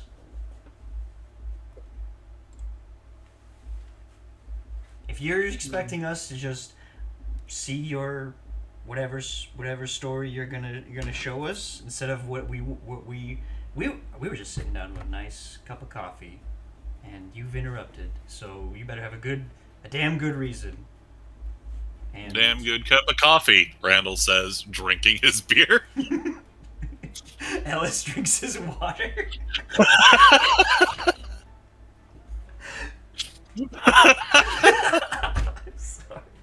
Ada's coffee is getting cold, and she's just glaring we're at in the a time window. bubble. Time bubble, right. It's getting cold anyway. It's leaking its quantumness. What is it you exactly want? I'll do you a new one, Ada. Okay. I don't care. Out of character. I've been away from the game for a couple weeks. Is the zombie virus taken care of? What are the current world threats that we could possibly tell him to, push back a month or a year or 30 years? The zombie virus is already released. We've stolen a vaccine for it, and Batman's working on replicating it. Okay. Yeah. But probably millions will still die. Is there any way we can? What about the blood gods? The traditions just got glass, right? Like. Mhm. Okay, so we can't really.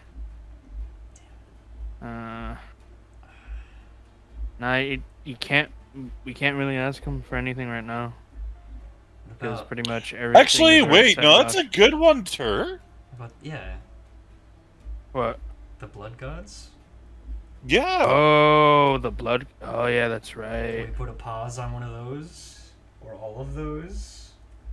Yeah, maybe ask for, hands off of Hakim and Salut. I totally forgot about the blood gods. Won't lie. That is a simple task.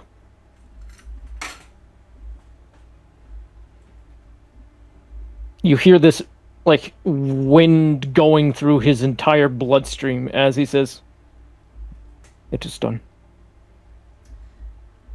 Well, now I wish I'd asked for 3 of them. There really like isn't a third, unless Coordinates. He looks to you, Randall, and says the following coordinates as it relays a location in Iran. I know what that means.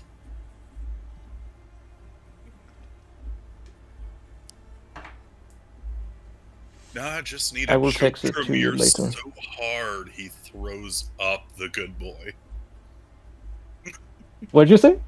It's like, no, that's definitely out of character. It's like, no, I just need to choke Tremere so hard he throws up the good boy. The other one you will have to find in a different Umbral realm, as Goratrix has. Fairly hard to find these days.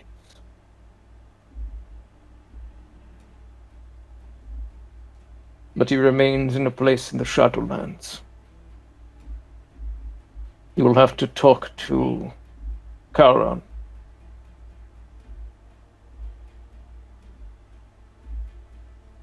You don't know where? I do, but the purveyance of such a thing would require you to talk to Charon, the Lord of Stygia.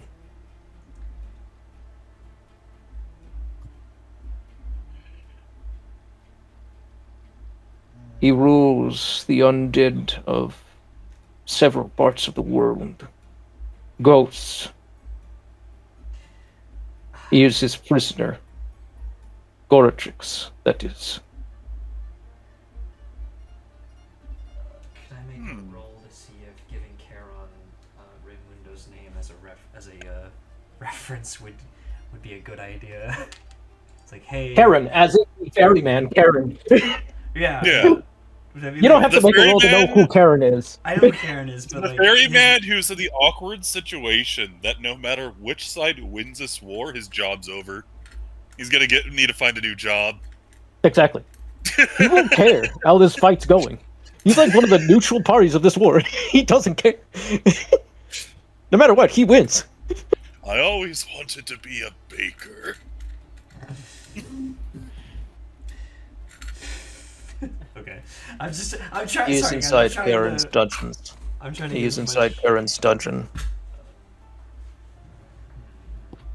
And I advise not making an enemy of the Lord of Death.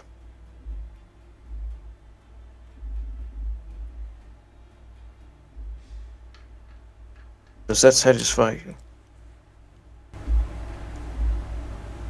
Well, to be honest, no. But I think I'm missing a few more cards in my hand to play if I want to push the city further.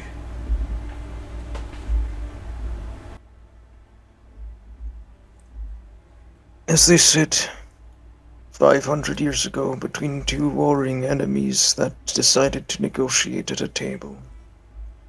You may relay a message to me,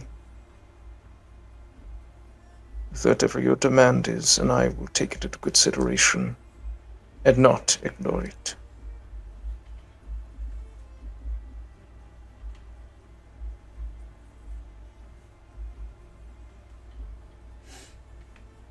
Still has his phone now.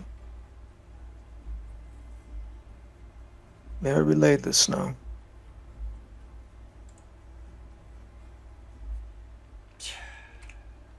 Yeah, Shelter for the only two decent blood gods is the only thing I can really think of, because we cannot agree to a ceasefire even if it would help distribute the vaccine, because holy shit, who knows what he does while we're not supposed to interfere with him either.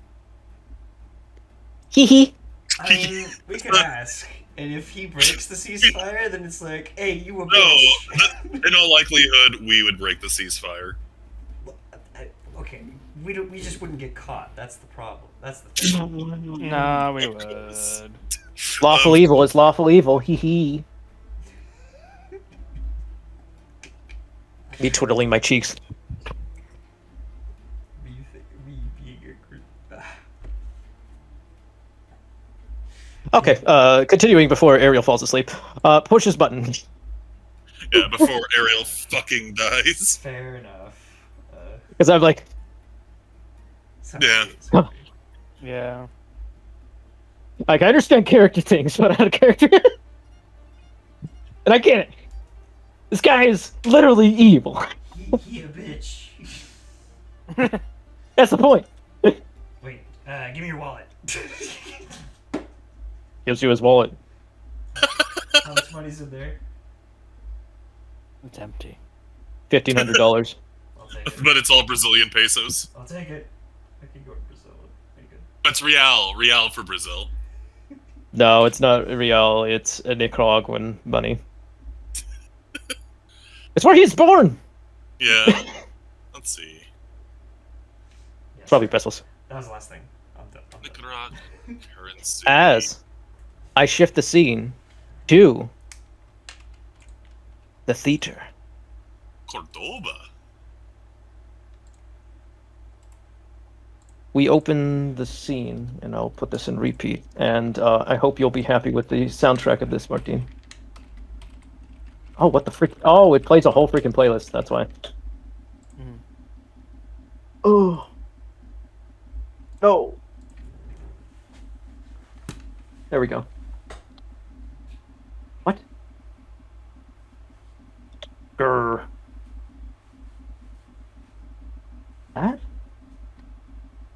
What the fuck? Oh well, I'll just play the whole freaking thing. Whatever. Let's go.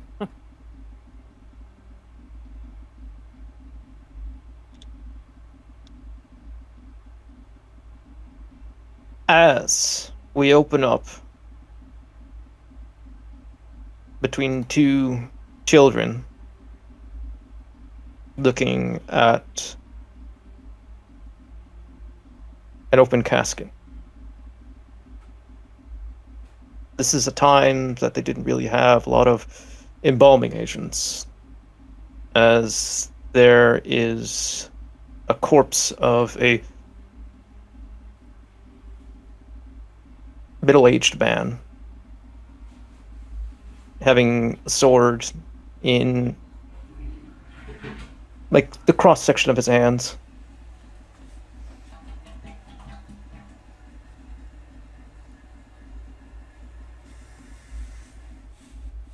The taller boy looks to the younger.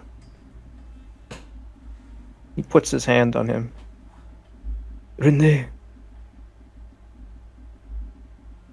you have to be strong.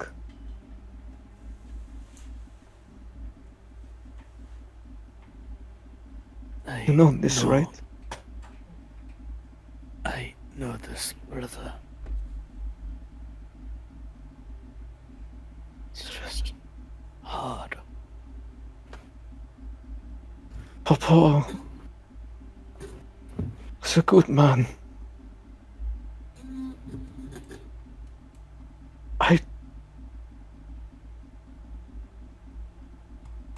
I cannot believe he went in such a way. An infection.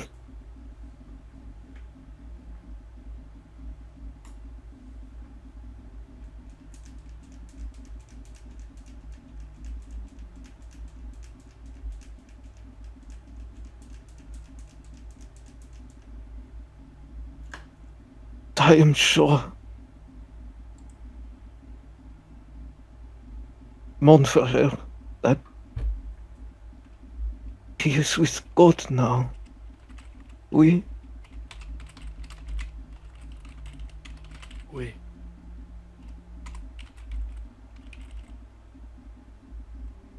you know, I will always love you. Yes. And so will I, brother. So will I.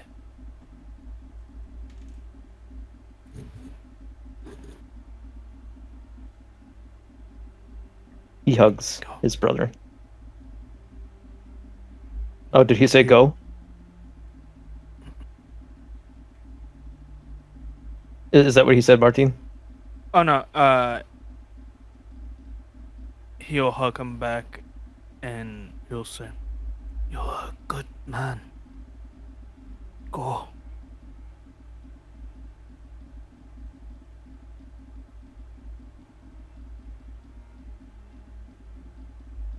He nods as he approaches his father's coffin.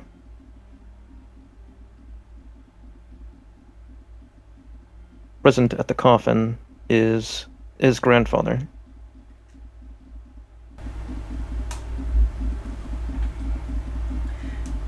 My grandsons, step close.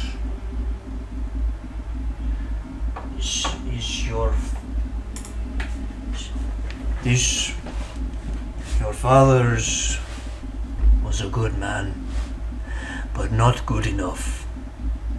Come, say your goodbyes, say your honorifics, and then come with me.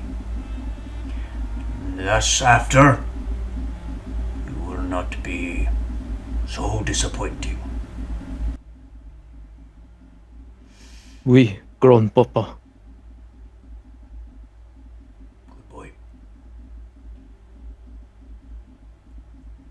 He waves over to his brother Rene.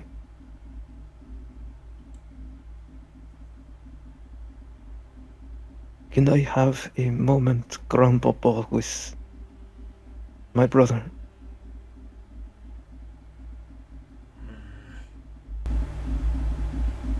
will not have much time. It is a long ride home. If you must, make it quick.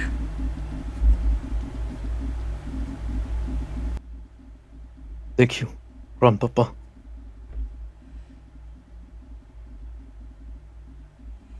And then exits stage right of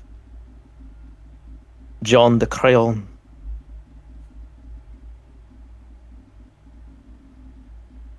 Should have the ability to move his token. Stage left. But back to the other pile. As the kiddo says to his brother, "If you heard of our grandpapa's rumors, Rene?" We. Know that your brother, Gille, will always protect you. We?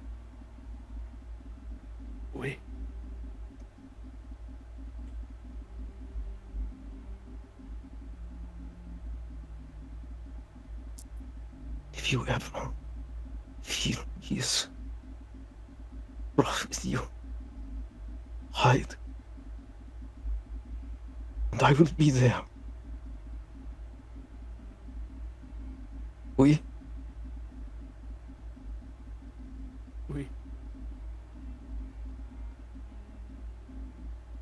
He hugs his brother. As the scene cuts 3 years later, but before I say that, what did you say? Oh no, go on. Sorry. Oh, you were about to say something. This is your no, moment. Oh, I was gonna say he'll hook him back, but weekly this time.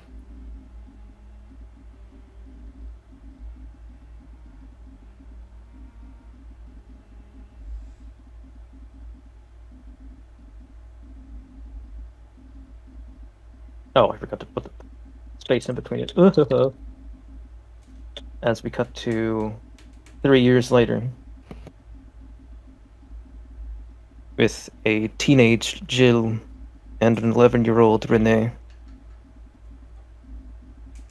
In the distance is the drunken shoutings of their grandfather, after Rene had scored poorly on a marksmanship test from their tutors.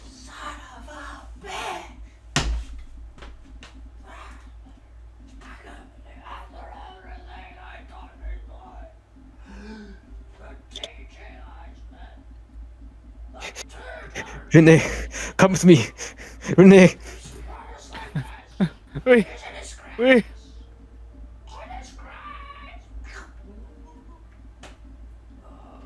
I know this passage. You can hide in there. What's about you? I can take it. I am old. No.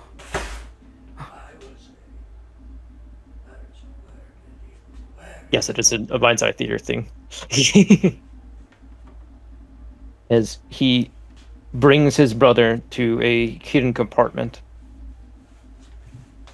inside of a cupboard, as he says, "Hide here. When he is left, he will be more calm. But don't come off though he has left. Okay? Okay?"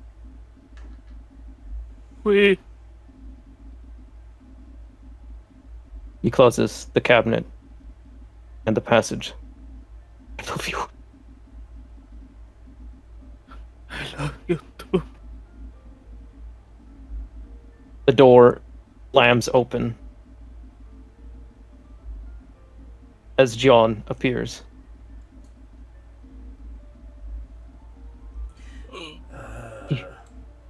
He trying his best, Grandpapa. He's Where is the only boy? 2 years younger than me. After everything I taught him, he's yet again a disappointment. Where is he? Tell me, son. grandson. I don't know where he is, Grandpapa. He could be You anywhere. two He's are small. inseparable. Come here. And he will grab him by Uh, his, and Tell me. and he will raise his hand. I will not tell you. Do you know? Smacks him. So you do know, and you're keeping him from me. This is a treachery. If you will not tell, the wrongs must be righted by you. He has done nothing wrong. He is a child. He has done much wrong you do not understand. You too are a child that will not be so disappointing. I have made a vow before God, and you and your brother fly in the face of it.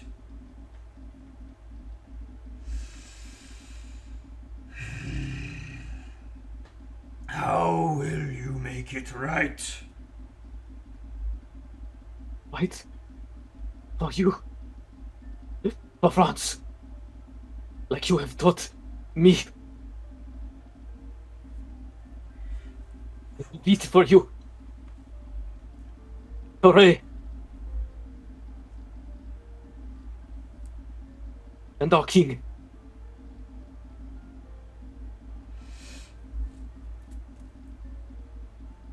As it so must be. I demand nothing less. But one scion is not enough. You will show me where your brother is hidden. He will make the Yes. same vow. He is a master of stealth. But I will find him A in a master. matter of hours. He would make a magnificent scout and spy. A magnificent scout who cannot shoot. Psh!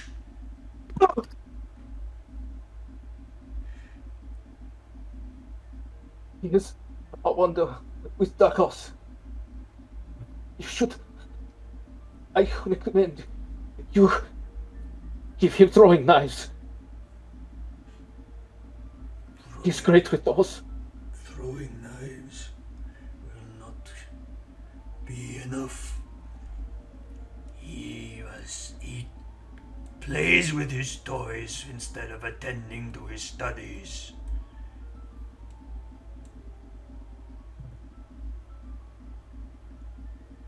What do you wish for me to do? Then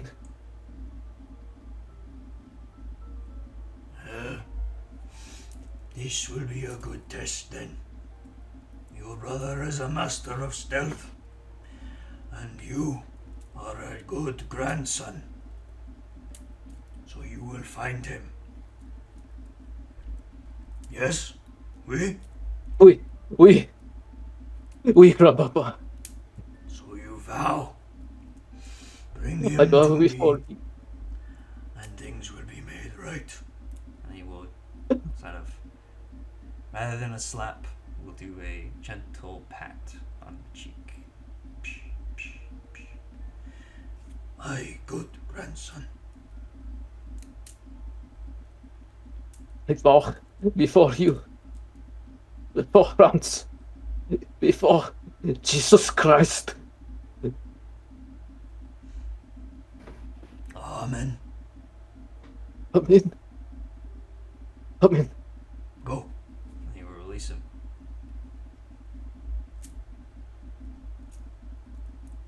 He will run into a different room.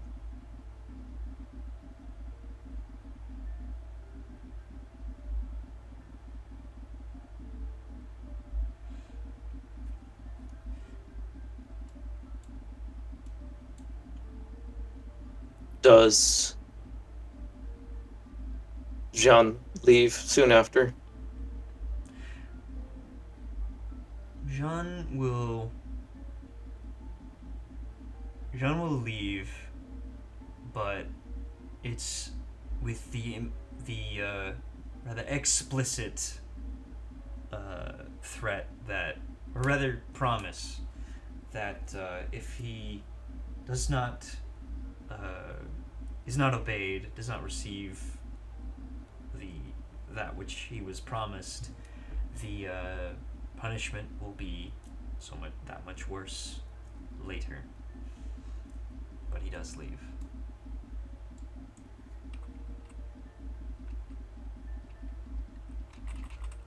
Three hours later, Gille returns, even more bloodied and bruised, back into the scene. As he weakly attempts to open the cupboard and the hatch where his brother is hidden.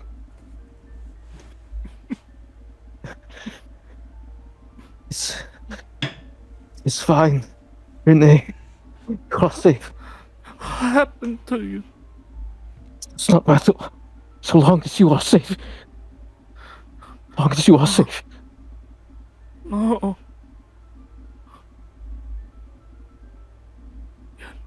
You're bleeding. You should see the other one.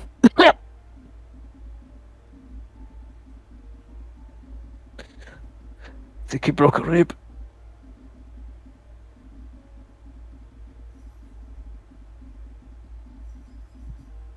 I will always protect you.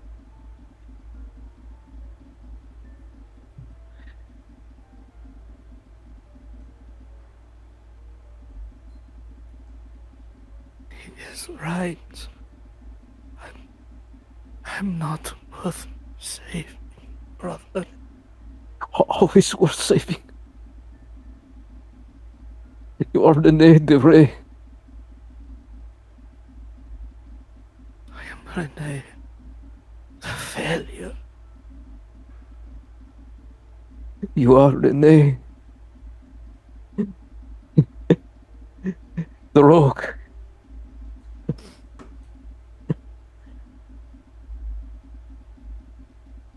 Not the failure. Don't ever say you are a failure. You hear me?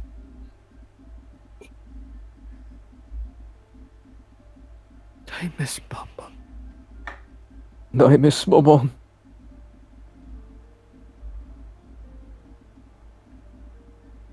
But God will make us stronger people, even after they are gone.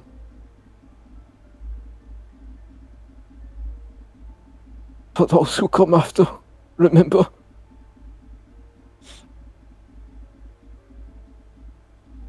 For those who come after.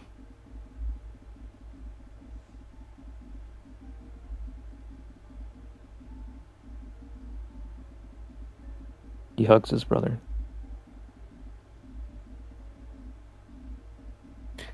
As a light. Yeah, lock into that hug.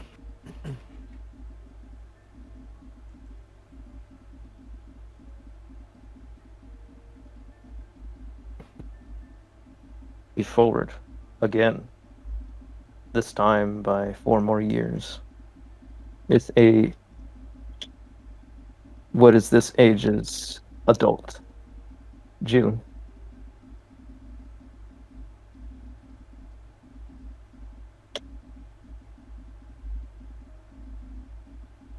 The scene opens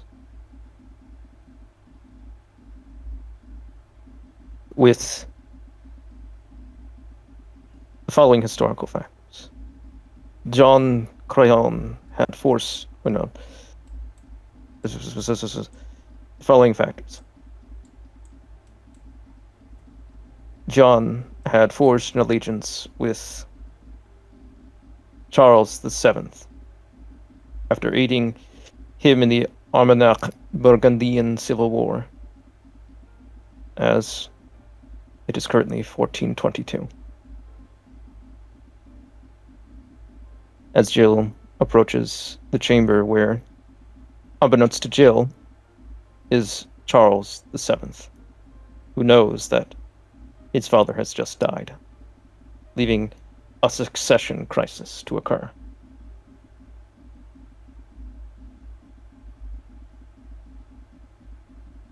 That's you, Tyler. I know. Oh wait, is John here too? Or is it just? Yeah, he's there.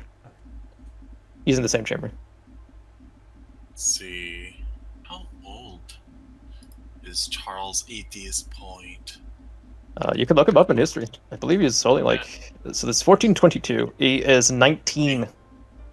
Jeez. He is only 2 years older than Gille. The boy. And wait, what were the circumstances of? Well, you do that, and I'll read that. A knock is heard at a door. Grandpapa, I am here. My grandson, come in. He opens the door, closes it behind him, and, shocked, he gets on one knee and bows to Charles VII.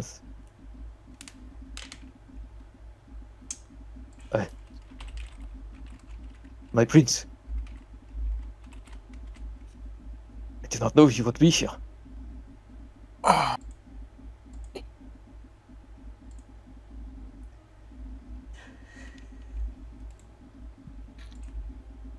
Can I get a rerun on scene?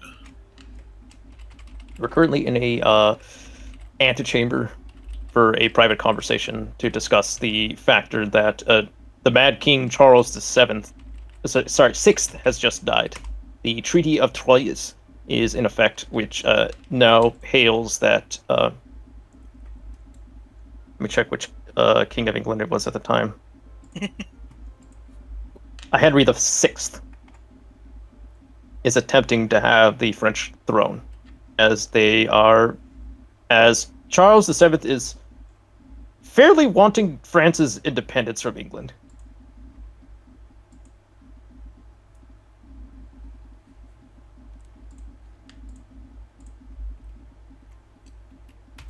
As he was just talking to John about the treaty and the need to seek allies in Aragon.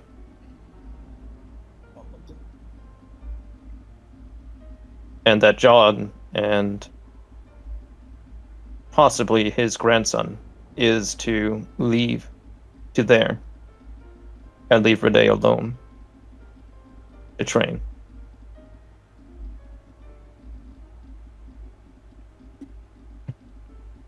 Yeah, go ahead. Oh, God. I definitely was more on the mind of the other. Holy shit, getting dropped notes while at work sucked. I'm sorry. Is okay.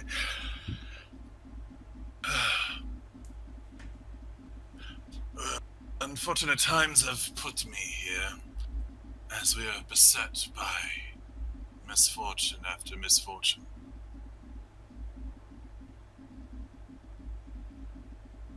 May I speak freely, my liege?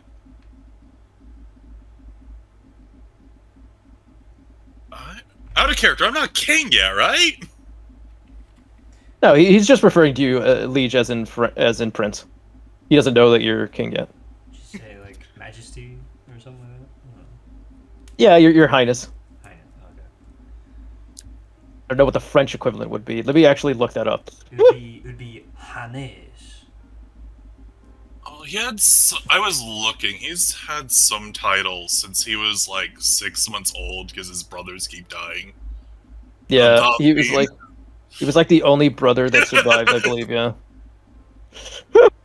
Yeah, Dauphine. Dauphine. He's title. Oui, Dauphine. Could I ask you a question? Or could I speak freely, Dauphine? Of course, I am not king, and there may never be another true king of France.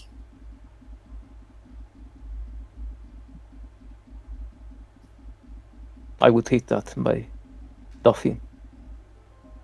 What I heard Many object to the treaty. But there is opportunity for allegiances,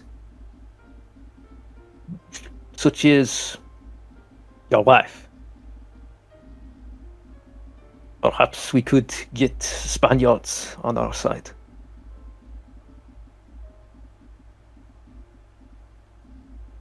Albeit temporarily.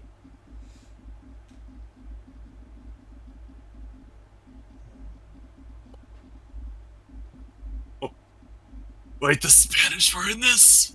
Yeah, the Aragon. Aragon is a territory of Spain. It just sounds so French. Yeah, it's Cultural the lead. eastern. Yeah, it's the eastern part of France, and this guy was married to the freaking Duchess of the area. My grandson presents his knowledge of heraldry. Well, do you think it possible, Dauphin?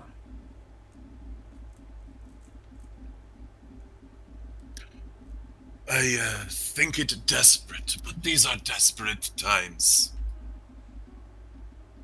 Indeed. Well, as we say in the Gabrielites, God and knowledge favors the bold.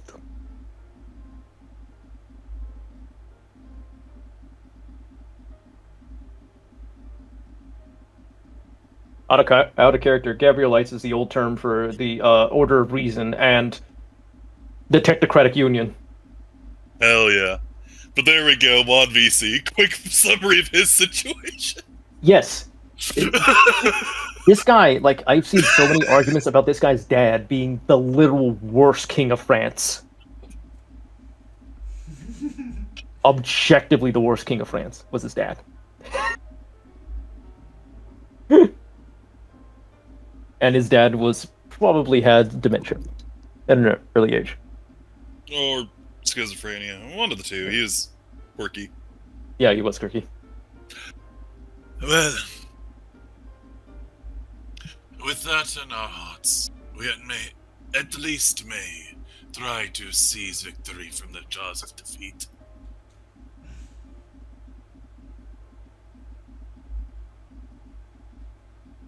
If you would, Mon Dauphin,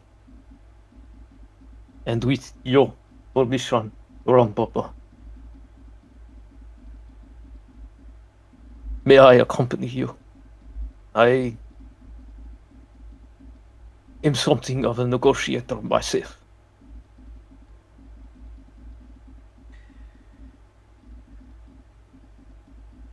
The boy is good and skilled, and he will not disappoint. And as Jean says that, he gives Gille a hard look, as if he had better not.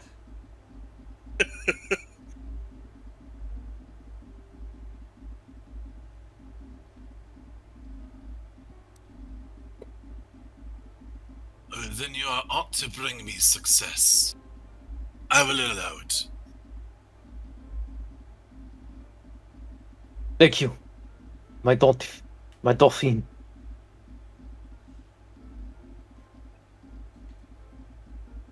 There is one thing. Could I ask you something in private? More private than this. Oui. And what kind of face are they giving the Prince Regent? He is giving a big begging type of face. And he knows he is pushing too much, especially with the worried, like, look he has in the back of his face where his grandfather is. He is more fearful of his grandfather than he is of the Prince of France. Sorry, the Crown Prince of France.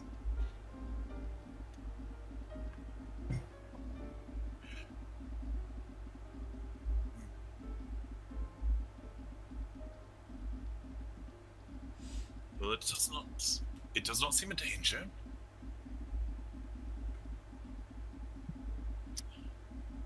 I can allow an audience then.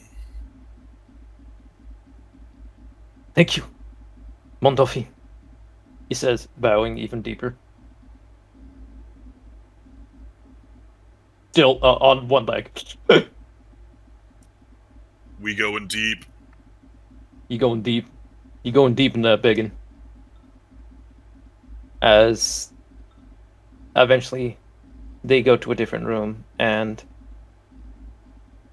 Gille asks Charles, "Do you have a spy master? Somebody elusive with knowledge on cloak and dagger things?"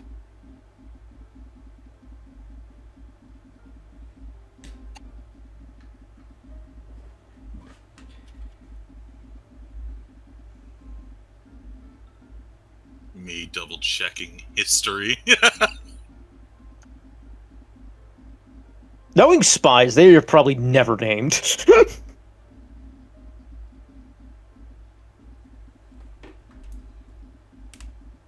If he would tell And, you, they wouldn't be spies. Exactly. Probably people history has never named or has taken account of. Jesus fucking Christ! What? Oh? Me just going to the stuff before the Treaty of Troy. And it's Ah. like, the Duke assumed that the meeting would be entirely peaceful and diplomatic, thus he brought only a small escort with him. The Dauphine's men reacted to the Duke's arrival by attacking and killing him. You remember when I wrote that in the context? That's why. Holy shit, we just killed a Duke? Yeah. Oh god. He got this guy in a false sense of security just to kill him later. You said you wouldn't kill me. I lied. I feel as though someone's just walked across my grave.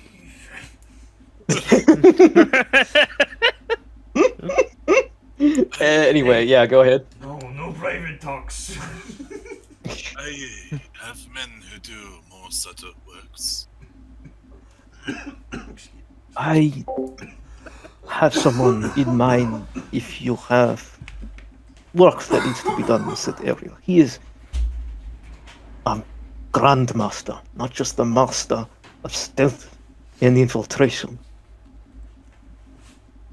He is probably in this room.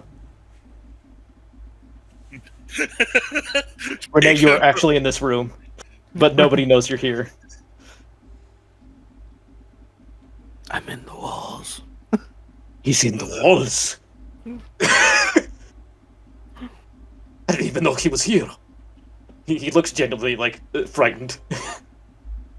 This seems equally as alarming as it is too good to be true. I was surprised myself, but over the past year, my brother has shown great proficiency in it. I recommend him highly, not just because he is my brother, but because he's the best at what he does.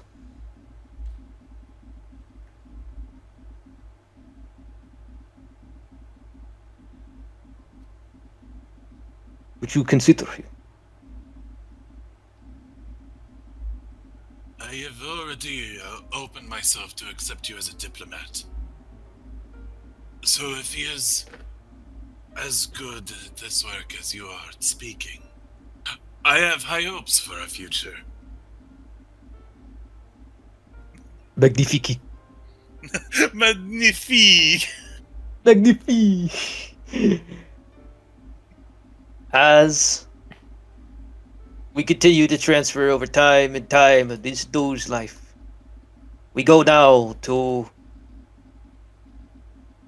another scene, but it's 1427.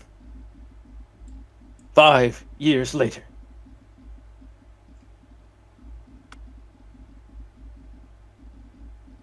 Hopefully Ariel's still awake, because she appears in the second part of this scene. I'm here. Hey. Hey.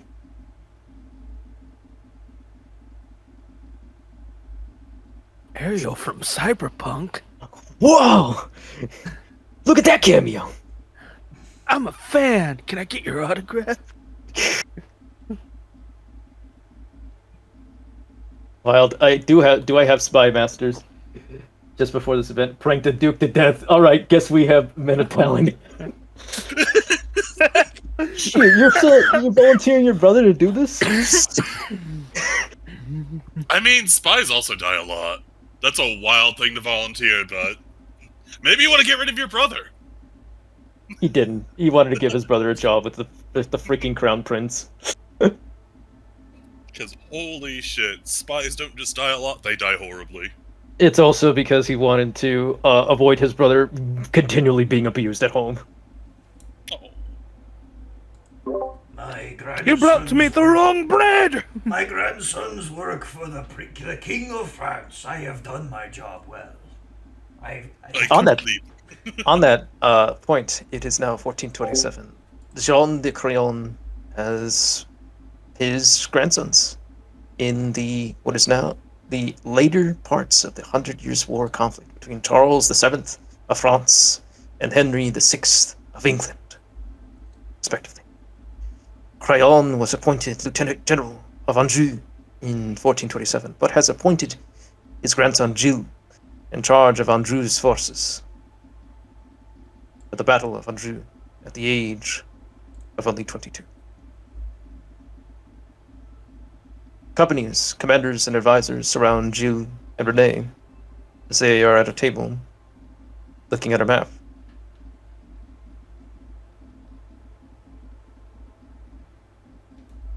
Well, Orleans is probably fucked. Absolute. Ugh, melt. But it seems our guerrilla war has been moderately successful.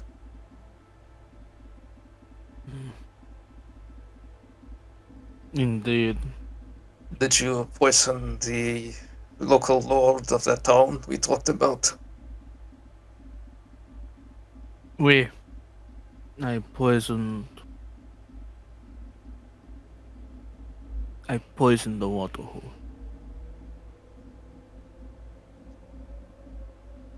It was I am horrific. I'm sorry.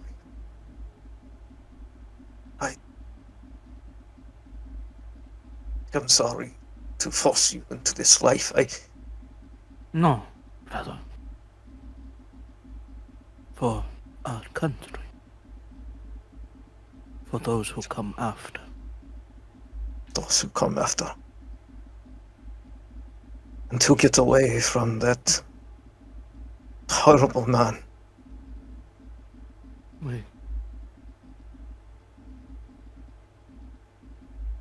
Brother, you must rest. There will always be a war tomorrow. Right now, you need to rest.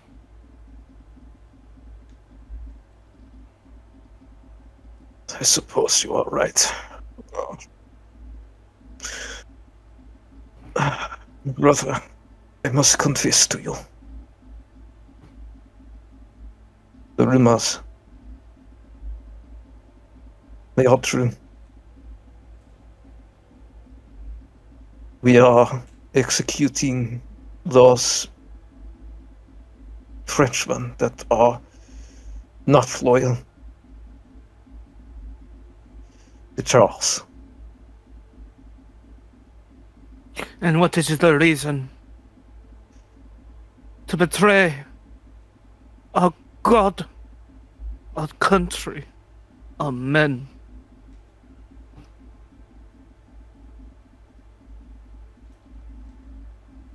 Because the captains feel it is an effective tactic to bring fear to those who doubt Charles.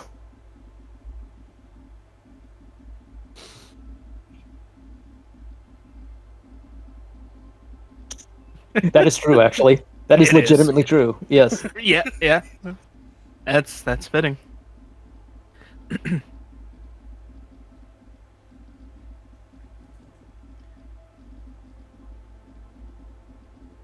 He will sulk on this after hearing that, as he does not know how to respond to that. I am sorry, brother. Truly. I hate the things that we are ordered to do. No Frenchman deserves to die for an English cause.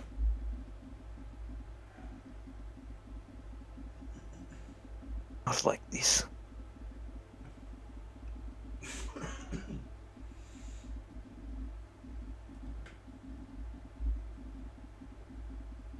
Especially when we are losing.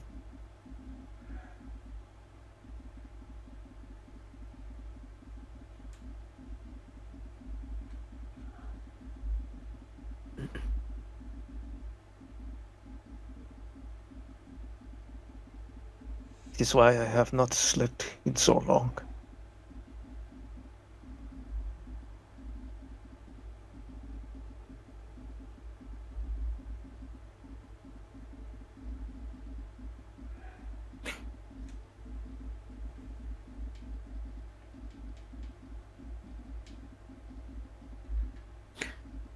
It is not good that you plague yourself with this.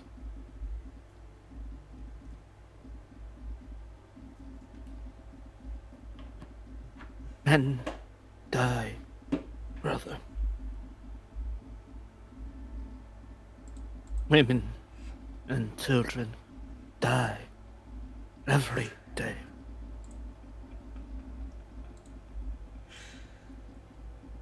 I'd rather you sleep soundly and not know this fact.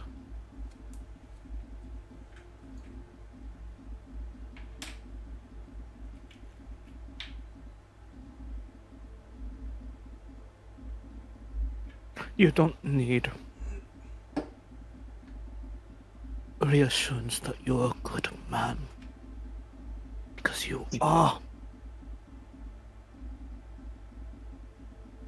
I doubt that, considering what I have done. You're not Grandpapa. You'll never be Grandpapa. Because I won't let that happen. I'm sure you will. God will. you. Like you took those beatings, I will take the sins you will have to commit. I will do that.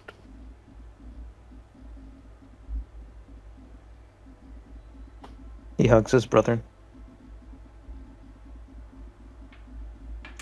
As another 2 years pass. It is March 1429. Oh boy. That year. You know that year. Oh, baby! It's when everything gets into, like, overdrive with this freaking war. Like, break. legitimately. To break the siege of Orleans. Indeed. It is 1429 in Chalon.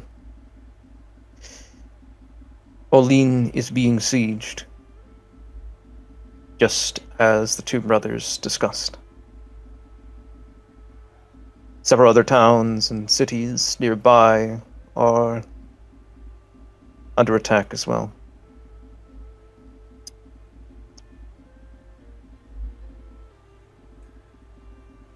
The brothers are present with Charles, as he states,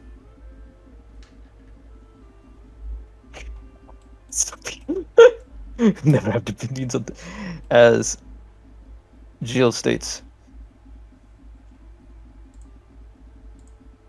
My king, I need a miracle for what is occurring.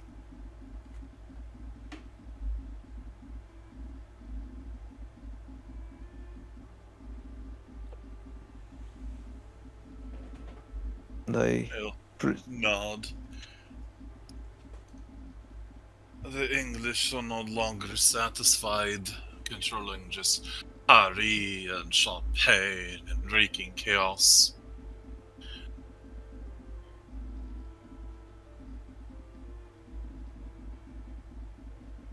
If we do not stop it here, then where?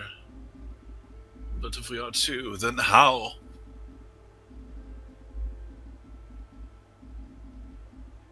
What was that noise? As everybody present in the room sees a random scout enter the area that I have not had a token, that I don't have a token for, but it's fine. He's just a random NPC. The extras stepping out of their black suit. Literally. My lord, I have heard of a maid. She demands to see us. To see you. All three of you. She has convinced the guards to let her in. Do I permit this, my king? And for what purpose would she invite herself? It seems that the people are rallied with her. They call her a living saint of sorts. She is, I believe. Oh no! No! Uh oh! That's the one-liner. I was about to get the one-liner. Are we doing the meme historical account meeting though? Yes. All right. We're doing that meme. All right. It's called John Dark.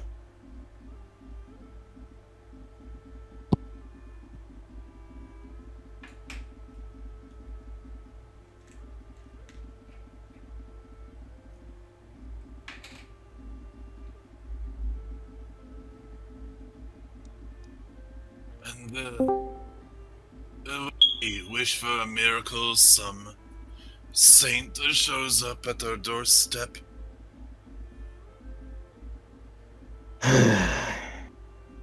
Is this an Englishman trick?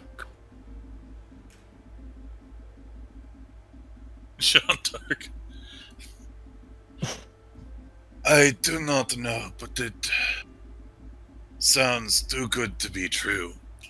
And I'm sorry, I just really like the meme account that he disguises himself as a normal courtier. We're gonna get there. We're getting there, Okay. Tyler. Just let me cook. Just let you cook? All right. Yes. I have it planned right here. All right.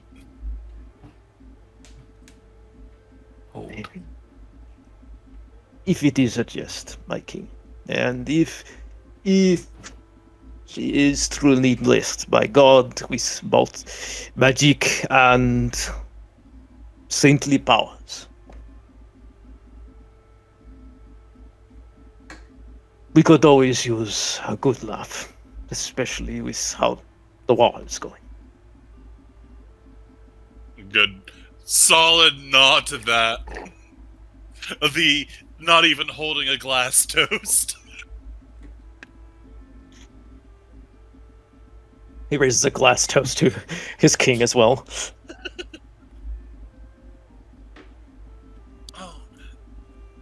Oh no! Well, for the most part, you could always be mobile if it keeps freezing on your computer. Since it's mostly dialogue for John. Well, I'm still here. It's just every couple of seconds it freezes. Okay. But now they're talking about John as Jill says, I have an idea, my king. Well, then let us hear it. Rather than you not be spotted if this is a jest, because that would, from what I hear, look badly upon you. So I suggest that my brother and I put a enchantment on you while you disguise yourself. So people will not be able to identify you. Secret blue. Fuck, it's genius. Why didn't I think of that?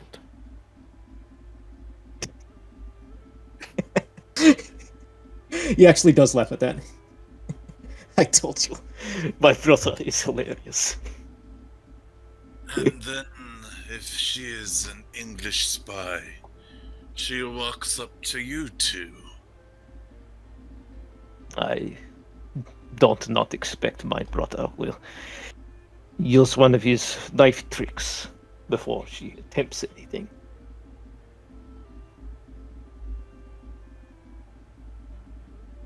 You've seen it before. Or that time in Spain? Just give a nod, and... Sorry, I was also looking at history in... It's wild. No, this... What's that?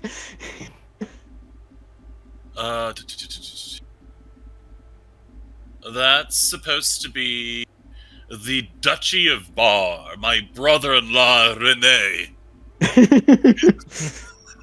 Anyway, but yeah. So the scene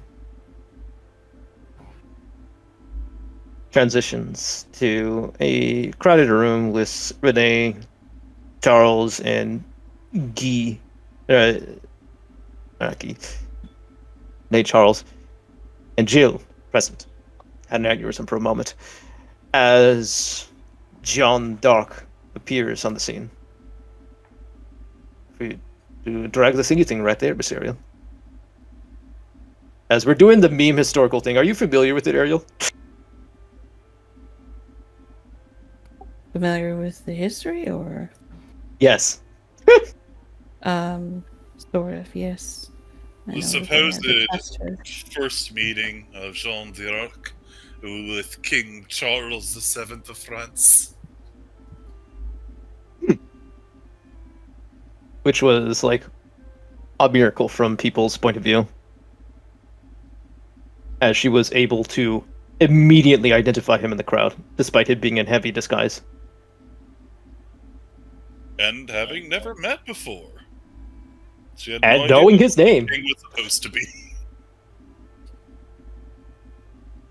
Okay, so the young girl walks into the room, walking with purpose in her stride. She does not bow her head or look down at her feet. She looks straight. The bearded man with Just the longish Delphi. hair. And she looks around, and her eyes settle on a man in disguise. You interrupt Jill, who is about to say, I am to understand. You're a witch.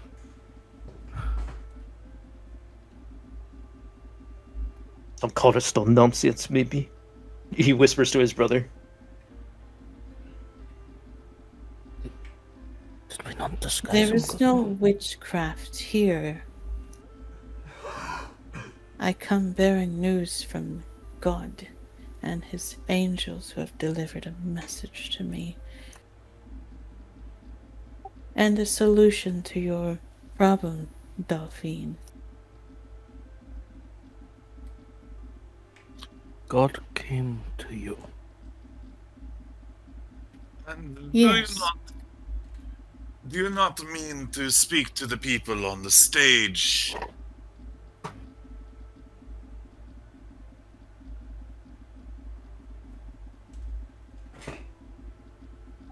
No. I want to speak directly to the future king of France.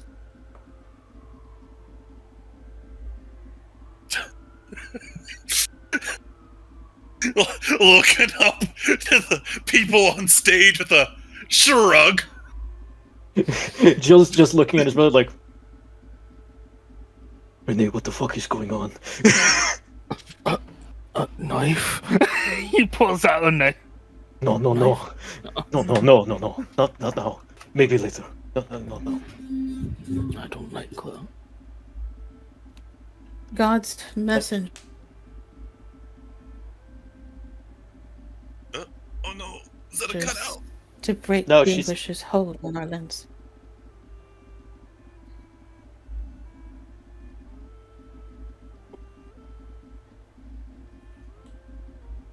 And not to speak for you, Mon Dauphine.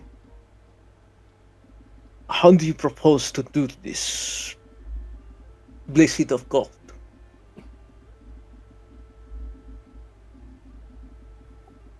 I shall lead your men into battle. From what I hear and what my brother has told me, you are a farmer girl. How do you expect to do this?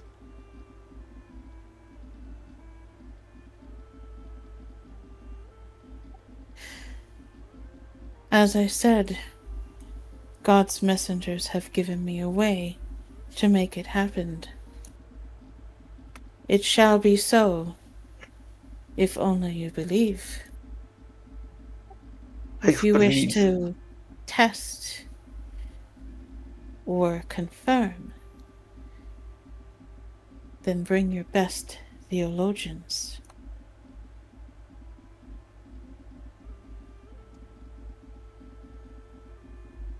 You keep saying God has chosen you.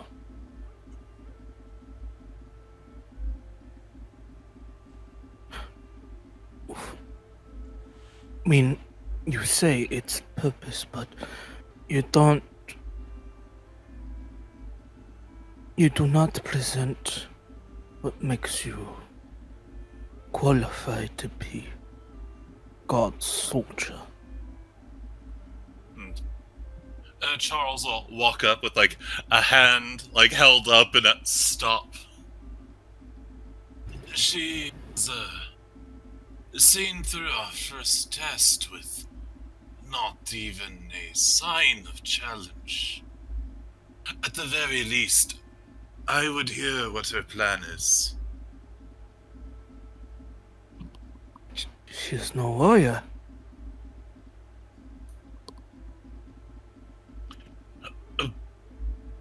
But I'm cloaked in false clothes, enchanted to be hidden away, and she still picks me out of the crowd. Calls me for my eminence. I did put you specifically in the middle of the crowd so you would not be spotted. Yes.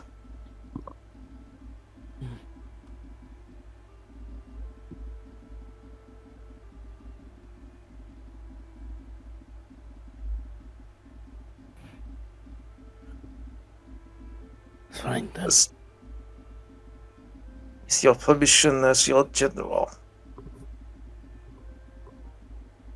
Mon Dauphine, my king?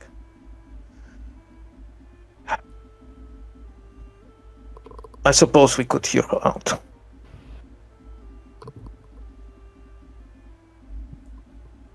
I'll just nod and turn and look to the strange farm girl of divine providence.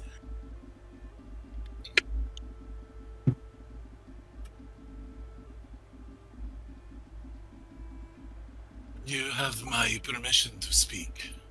I wish to hear it.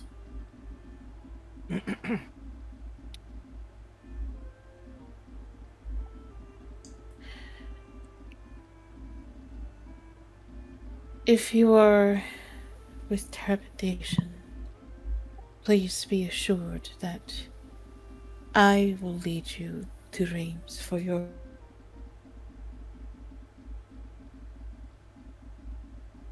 court. Oh no. But first, do you have a map? I will outline a course for which I will lead troops and drive out the English from Orleans.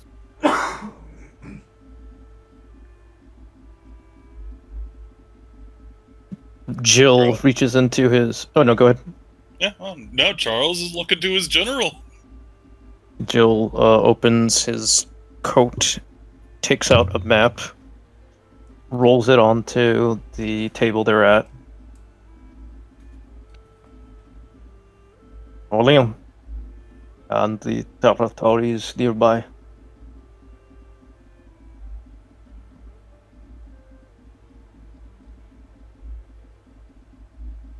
She'll go into detail about positioning, emphasizing archers' placement and men-at-arms placement. And she will ask the Dauphin how many men can he spare.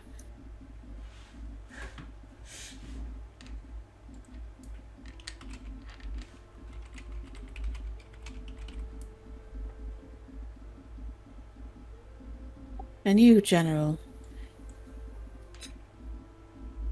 are you able to participate? I am amazed at your tactical knowledge. Cause?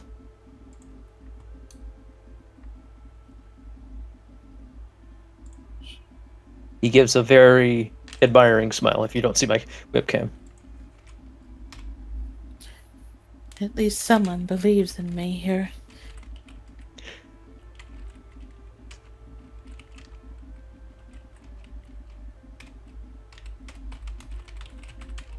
Well, from what I have seen, a miracle worker. Jesus Christ! What? Me just looking at battles for seeing what the historical accounts of soldiers. Yeah, it's crazy what y'all did. That's a freaking miracle. It is correct. Oh, outnumbered by over double. 3 casualties, victory. What? Decisive French victory. What? Fantasy War Night was cracked that night. My God. Imagine that. And people doubt she's not a saint. People doubt she's a saint. I'm like, look at this. This is crazy. It's like this. Oh my gosh, Kurt, it's literally the meme of 3 men. You see that in casualties? It's literally 3 men. I can spell 3 men, and 3 men were spared. That's what it. Oh my God.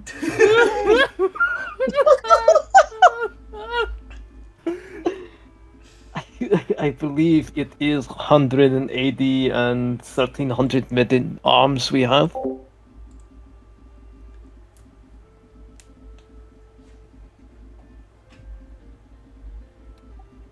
Good. Good? Give me your best men. Yes.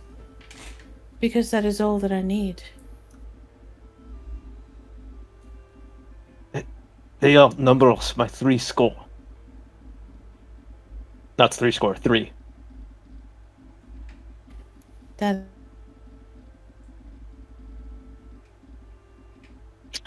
Well, is nothing for the true believers in God.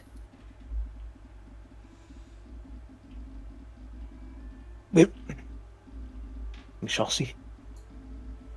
Trust me when I say that evil men drive the greed of the English to invade our lands.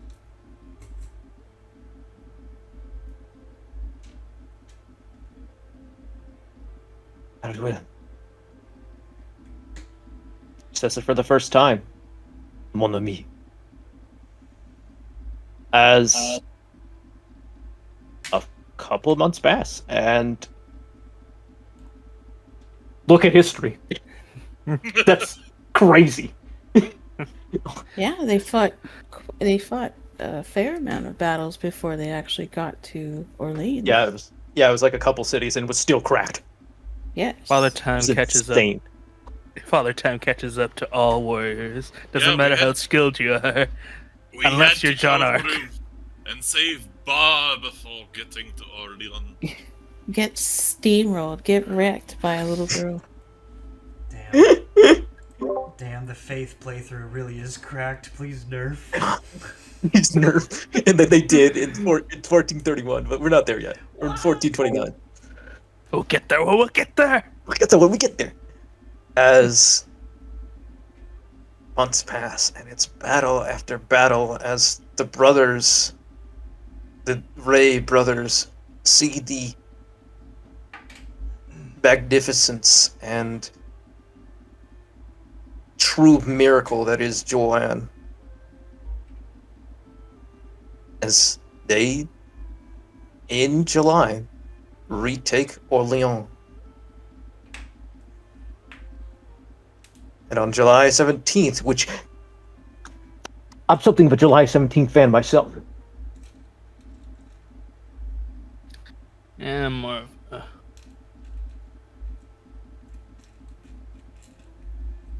Never mind, I'm not gonna finish that. Curse. It's my birthmas. Oh yeah. Yeah, it's his birthday. I'm something of a July 17th fan myself. On So July much of a fan 17th. you were born. It is July 17th, 1429. And thanks to John the Arc, Orleans is retaken.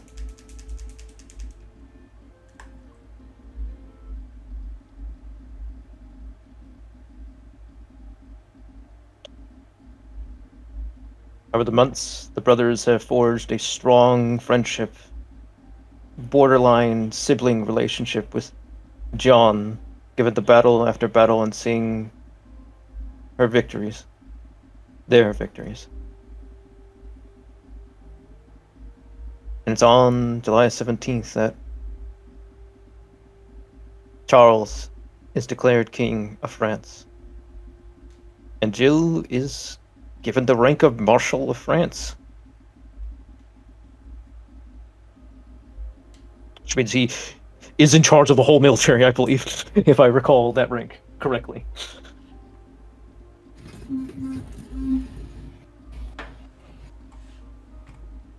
As it's just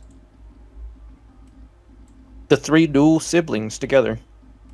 And Charles is not present, as he is attending to royal affairs now.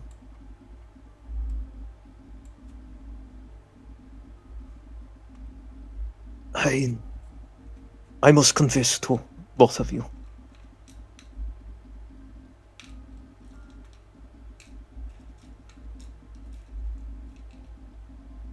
I feel I do not deserve this title. Or my wealth, or the blessings you have given us, John.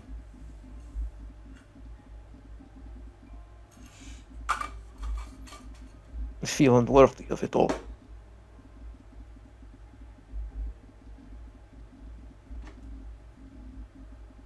Don't be Jean- modest.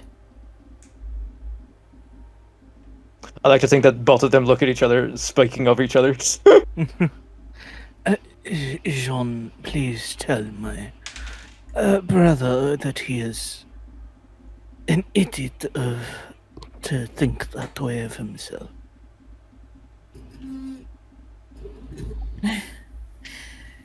Don't be modest. You deserve it. Your recklessness and hot-headedness has earned you a very, very prestigious title. And me, I'm human. People think that I am blessed. I'm just a human delivering the word of God. And don't tell anyone, but I have Durandal. You've heard of that, right? No, what is that? I'm kidding. Durandal is the holy sword of Roland, supposedly stuck in a rock above the Chapelle de Notre Dame. But that's a fake. Well, you have been taking those French lessons I've been giving you. I've been trying to speak more nobly, and because my villager accent offends some people. Among other things, I can tell when they look at me. They don't like that I am taking away the glory. But I don't do this for glory. I just want to see humanity, this land, free from the evil ones who control the battlefields, the courts, and the things beyond. The medics and the choristers. We. And the vampires too. Yes, you've heard of it, right? Oui. My brother and I have been educated on this since we were young. Grand Papa.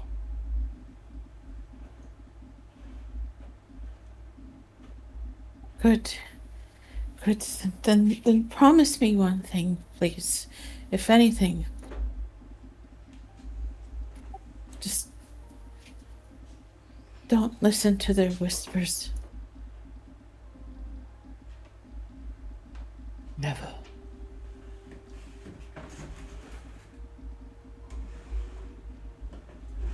I hear what they tell in the dark about me.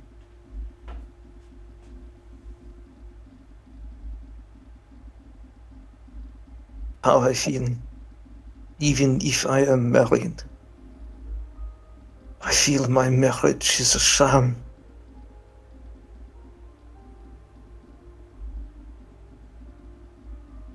I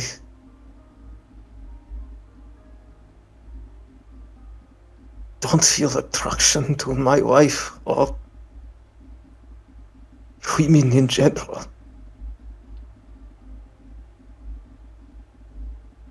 And I feel horrible over it. I remember Grandpapa beating me for it. There is no shame in feeling that way. As long as you recognize that some things do not work, but the evil ones might see that as a weakness to sink their teeth into you.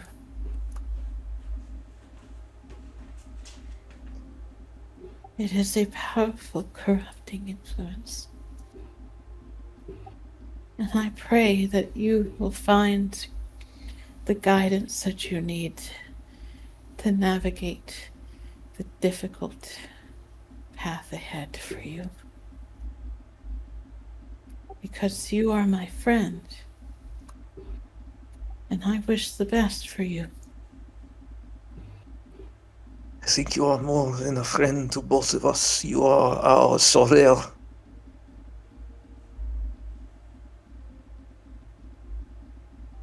Our sister. Oui. Now, I'm the one that doesn't deserve that title. Oh, you have deserved that and so much more for what you did in Orleans.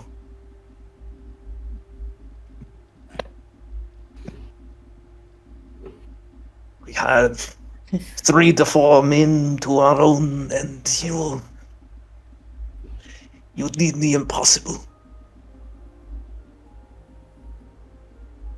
true miracle from God. Unlike some sodomite. You are proof that God listens and loves us.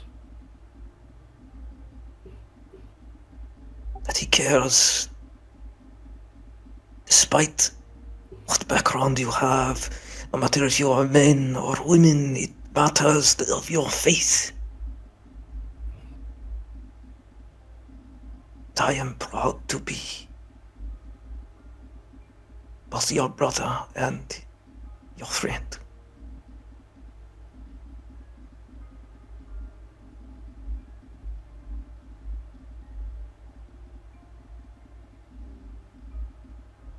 I'm glad. I'm glad. This life is worth it. Promise me, Jean, that you, no matter how long you stay with us, you continue being family, and you continue to ensure my brother is taken care of as well. It seems like I can take his pain, but I cannot emotionally help him.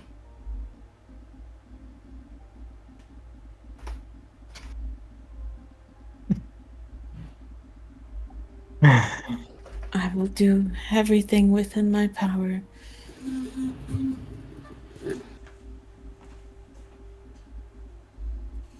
I know you will. But you are true blessing. He pats. He holds his hand on her shoulder, admiring her. As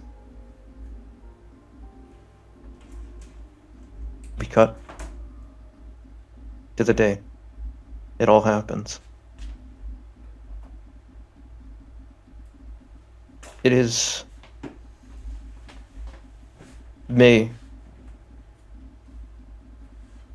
No, April 1431.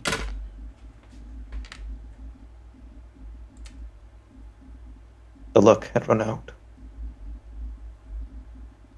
At the siege of Burgundy, Joanne was captured.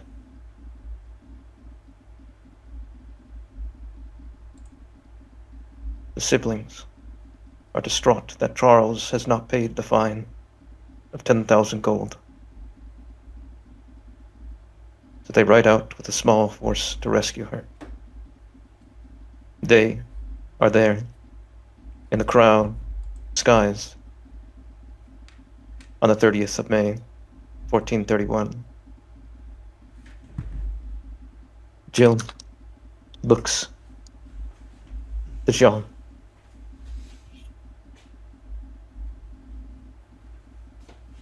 Jean, I am here. We are here, John. Break the chains. Don't do this. Please. Gille, do not cry for me.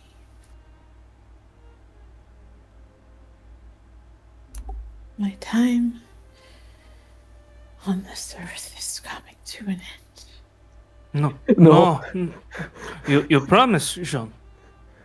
You promised you'd be here for Renee, for me, for France.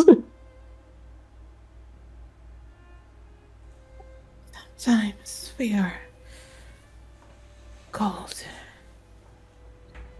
to do things that we don't want to do.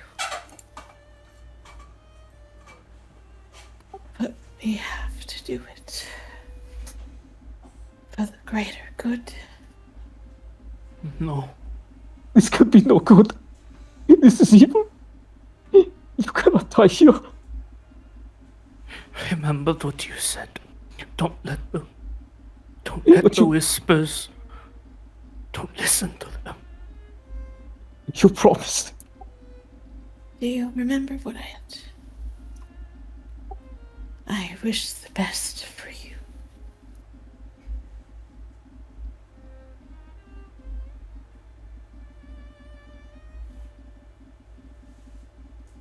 The fire is ignited. No! Don't be there!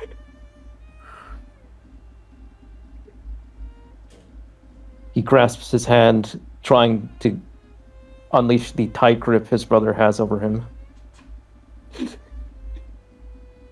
I can't let this happen. I cannot let you burn with her. No. No.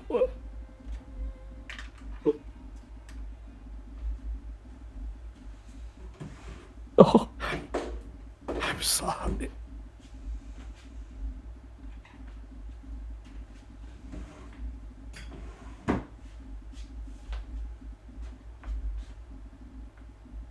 unknown months pass. The brothers head home to the dark place.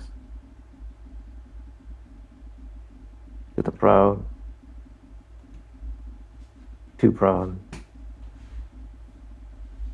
Lord of Reis.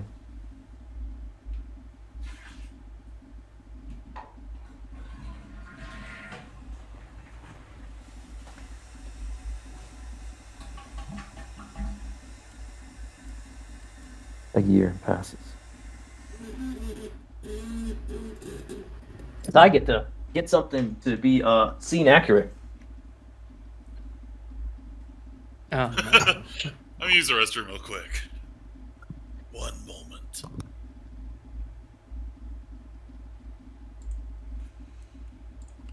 What do you want, Renee? I've come to check on you, brother. What is there to check? I am a general during a time of truce.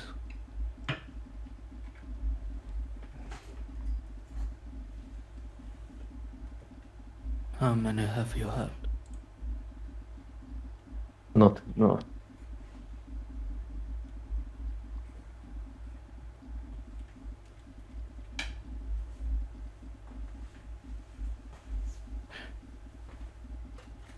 The king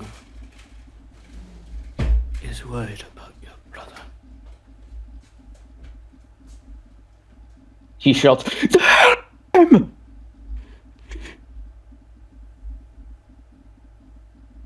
And I return. Hey, look at him. He could have paid her fine. He could have done anything to save her.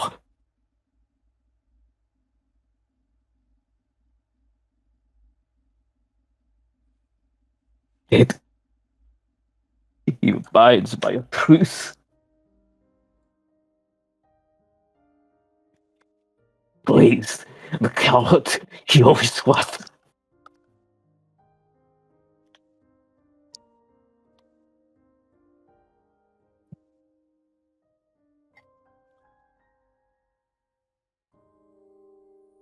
Could you repeat that one? Come France.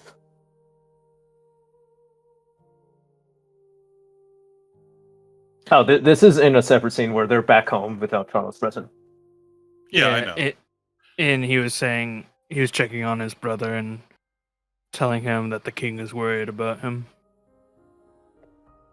And Yeah, it's he just- said to hell with him.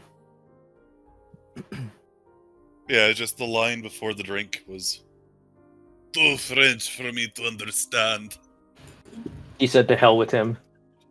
He pays credence like a coward toward those who hate him. When the woman who loved him is sent to death.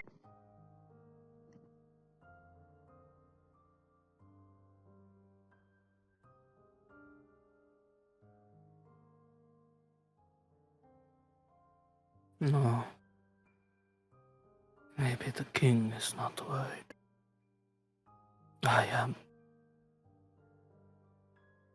Jean would not want to see you like this.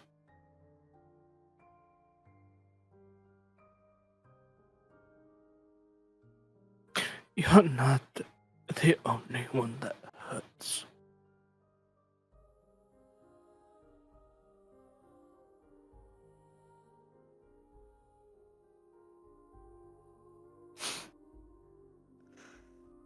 For those who come after, that's what was going through my head that day. Who is to come after? Who is to come after her? I don't know. I've been asking that.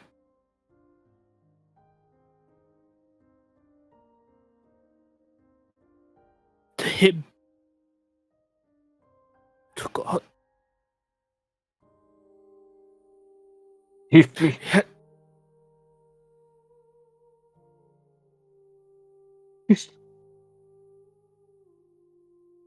See you brother, in your eyes.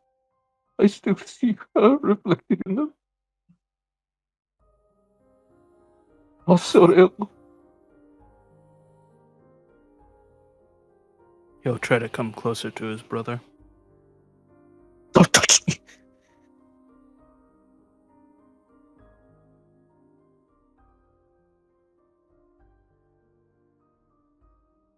Don't touch me.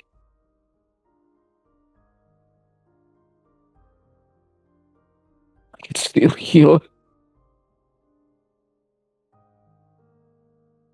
the cries, the begging they made. All those years ago. They begged. They pleaded mercy. They pleaded.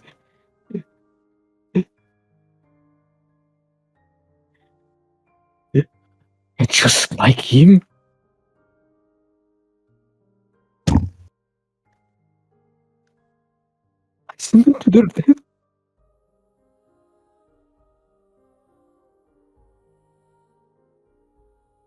Leave me.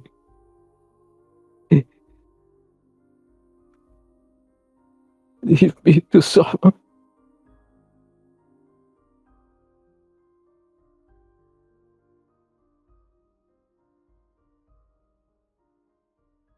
In a house with a wife that hates me. With a daughter that hates me. With a grandfather that hates me. I do not hate you. I know. I think of the world of you. Which is why I will not leave.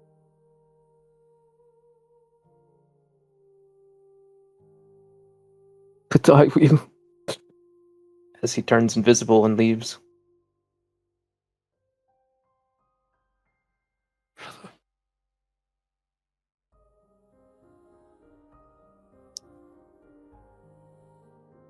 Come back.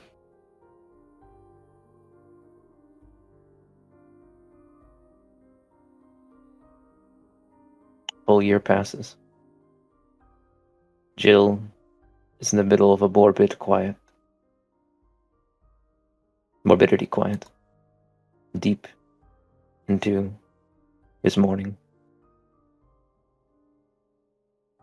He finds word of one of the women responsible for John's death, Anne of Burgundy, who ordered to see if John was a virgin.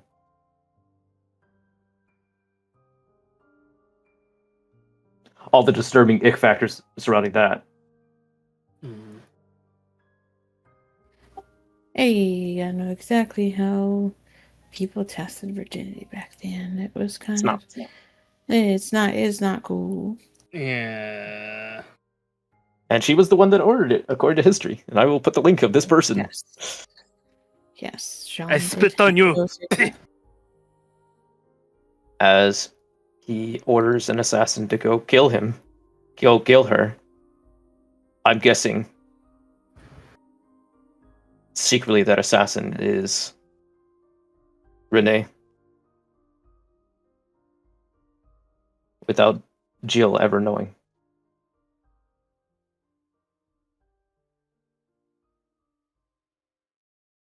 Would Renee do that? He said he will commit the sin so he wouldn't have to.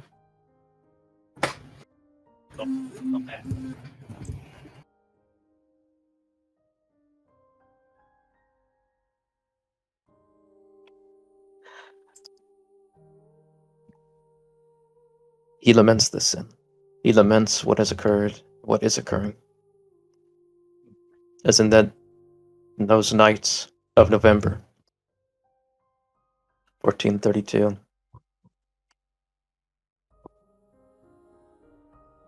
He enters the hidden section of his library.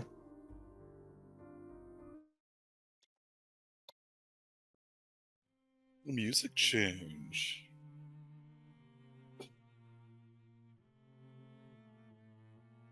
The section that he keeps the captured grimoires from wizards. As Ada, you get to be here. As his two servants, Henriette Girard and Etienne Corliant,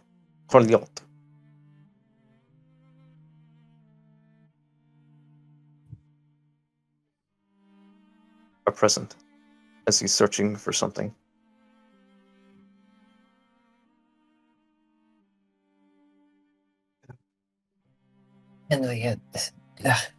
Henriette approach or kind of steps forward and says, "My lord, do you require any aid finding something?" I don't suppose you know where I can find a grimoire in this forbidden library on time.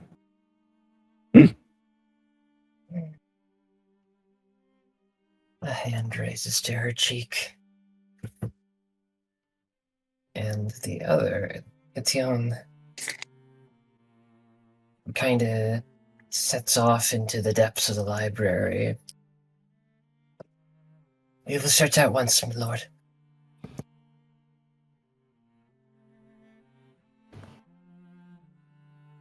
He sits back on a chair, half drunk. Of course, the maids know every inch of this library. They clean Oh it. yeah, It's their job. they're one of the And few mages that work here. Yeah. And in very short order, not just one, but multiple tomes are delivered to him, including those on fate, as well as just time, divination, fate, farsight. Farsight. I don't remember this tome. A recent addition, I do believe, Henriette says. Did you add this?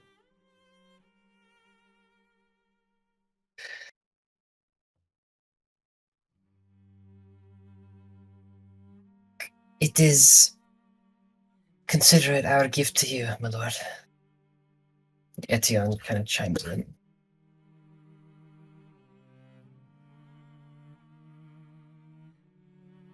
Fine. Thank you.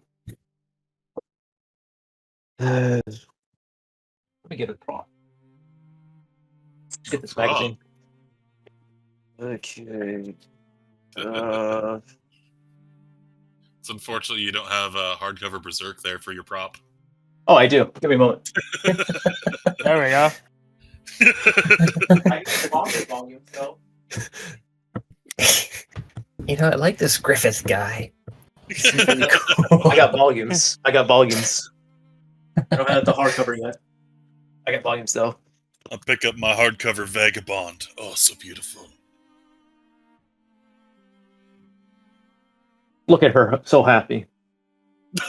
Oh shit! Okay, that. Oof. Yeah, he's just like sight into where Avatar un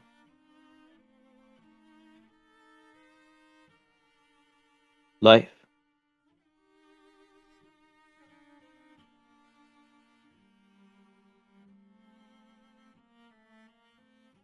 Three souls are required for this ritual.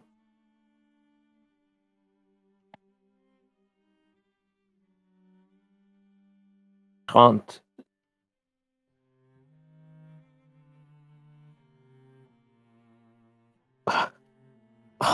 Dios. Oh, Dude.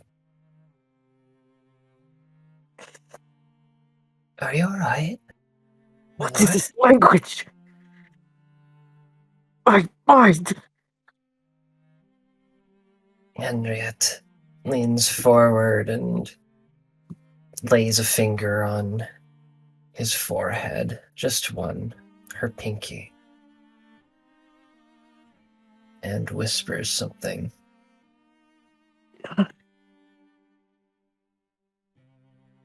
It's alright. It will last just a moment. Forgive us, my lord. That tome has some magic in it that... Ah! Ankles. Dividing the mind. Languages beyond lucid time.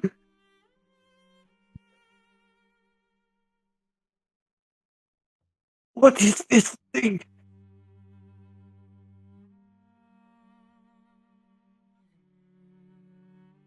What have you given me?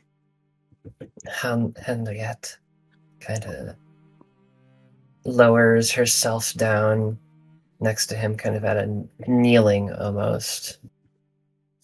And she nods her head.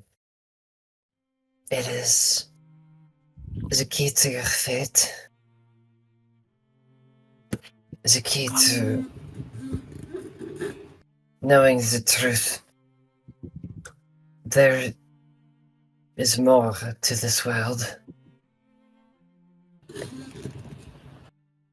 than you have been led to believe. What is there? There is a way to escape what God has set in store for you. What? We know of it, and we know of a man who can divine it for you.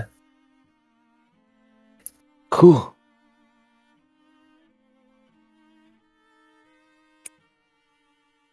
Henriette falters, kind of with the words stuck on her tongue, but, you know, Etienne chimes in and speaks in her stead. We only know him as the speaker. Speaker.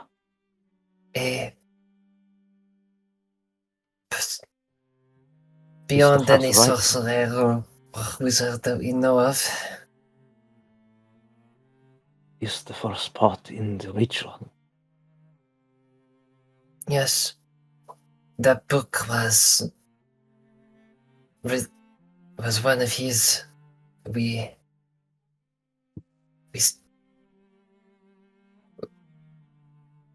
Henriette chimes in as the other falters again. They're alternating. It's unusual. We made acquaintance with our prior employer. And during our stay, he gifted us that tome. And now we gift it to you, as well as his name. For we find this state you're in is heartbreaking.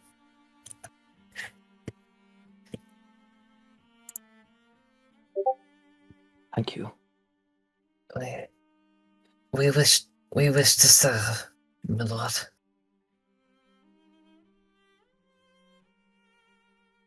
What? Why does it require so much blood? Sacrifice has a deep connection with ritual.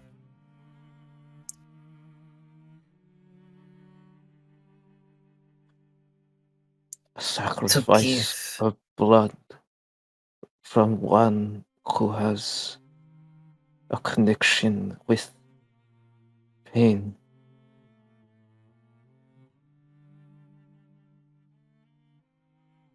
Do you know of anyone who might have a connection to pain? He gives a big Kubrick stare like I'm doing. I know. They both stare at him in turn. The exact person to get the blood from. Our wish is your command, my lord. Take my grandfather. As you wish. They say in unison.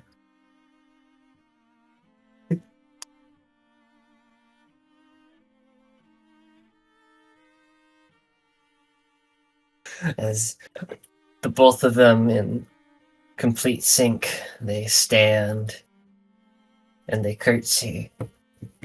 And they leave him with the tome, departing from the library to, no doubt, orchestrate some kind of heinous. I don't actually know how this went down in real life, unfortunately. It shows that the grandfather died of unknown causes. Unknown causes, good. Exactly. As we switch to a basement, a dungeon, a dark dungeon, the darkest of dungeons. As Jean of Crayon is chained, as that weird sigil that Raimundo earlier in this session is carved onto John's chest.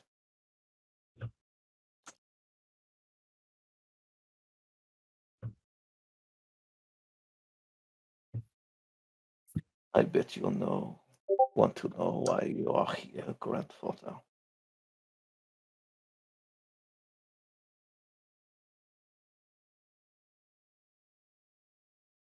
Are you awake now, grandpapa? Jill read a really forbidden tome, and it started driving him insane. Like, he started getting a migraine, and he's just like, what am I reading? What the hell have you given me? No, the maids gave it to him. He's like, what the hell did you give me? They're evil. No. Let me. I'm getting there. So they gave him this, and he's just like, what the fuck? And they're like, our master can show you these things. We are so concerned over your despair. And him entirely distraught over everything that's happened in his life. Just listens to them. As they continued to entice him and egg him on, he reads about their master being the first part of this ritual to see further into the future. That includes a lot of blood. The blood of somebody who knows the meaning of pain.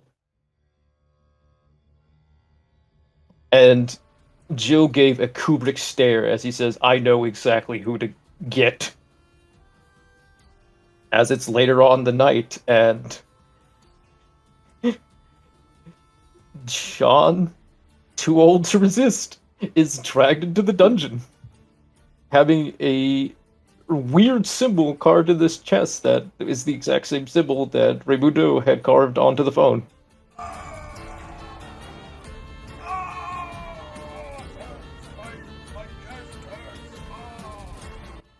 You know why you are here, Grandpapa?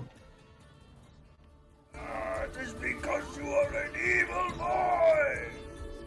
After all I've done for you, this is how you repay me. Done for me? For Renee? Yes. You have given me nothing but pain. You have given Renee nothing but fear. And I will show you what pain is.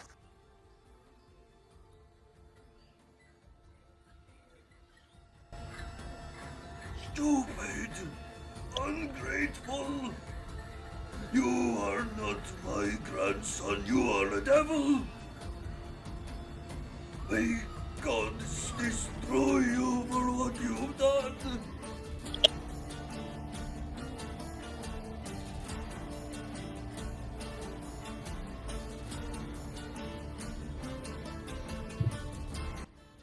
And let him come.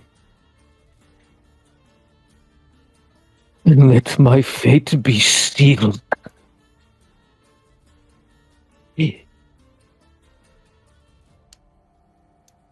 He points to the maids.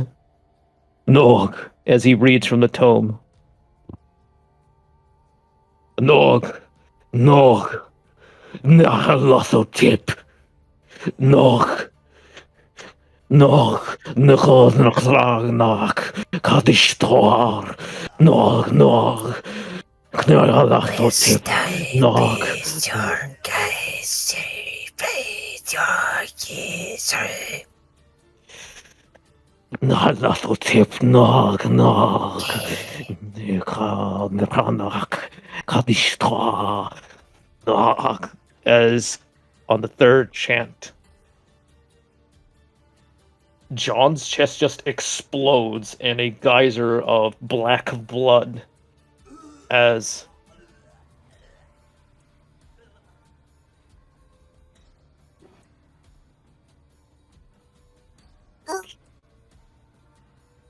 John just immediately dies in agony as somehow he's still alive during the whole thing.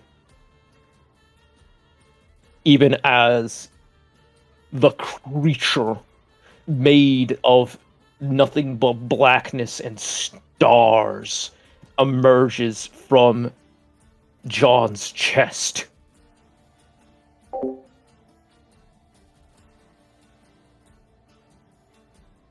Not that John. Male John. What the fuck is that token? Oh, that's the maids. That's the maids. They're there too. Henriette and Nadine.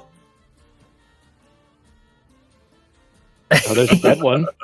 There's a dead one. There's a bleed one. Feel free to put more. Yeah, he's somehow still alive, even with his chest exploded.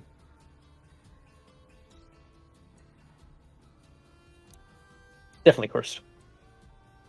As this man made of darkness and stars, robed in pure black, appears. If John could scream, his vocal cords would start bleeding from the cosmic horror.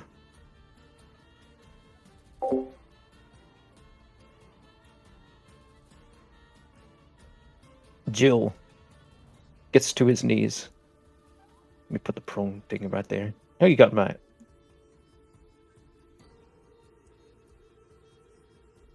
Who are you?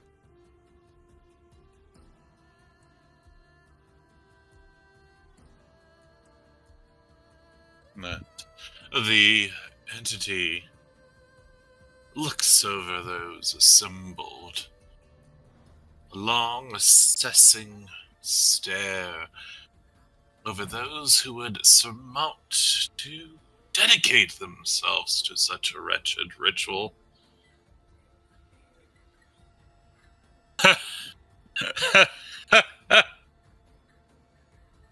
Sheep of the flock?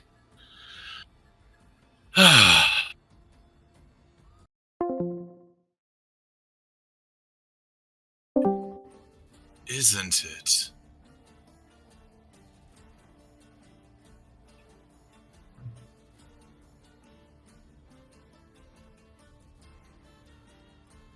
What are you?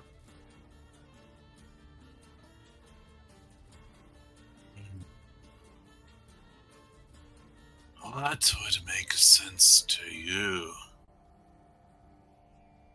In the beginning, he separated light from dark, and he made all of creation in light. He did not create the dark.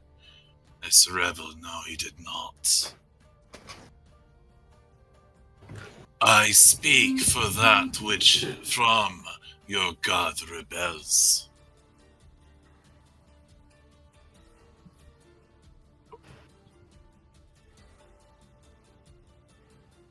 No.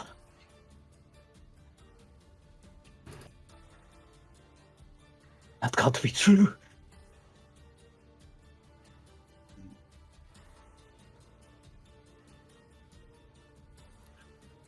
Why so is that? He has always existed. He has always been present. He has created everything.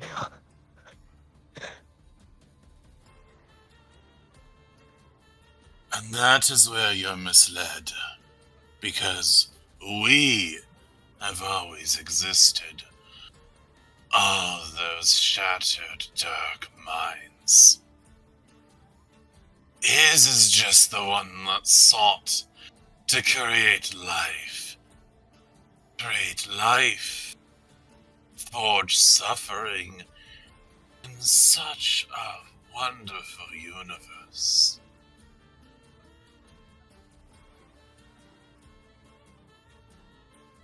Suffering.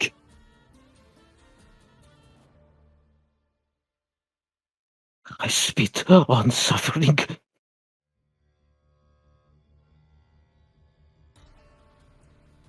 I have no use for it. It brings me nothing but pain.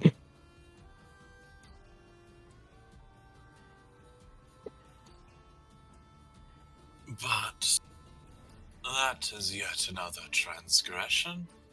You don't understand, but you were created to suffer.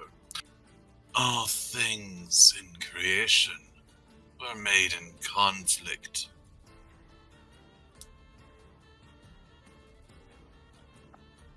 You're not lying. But you lie.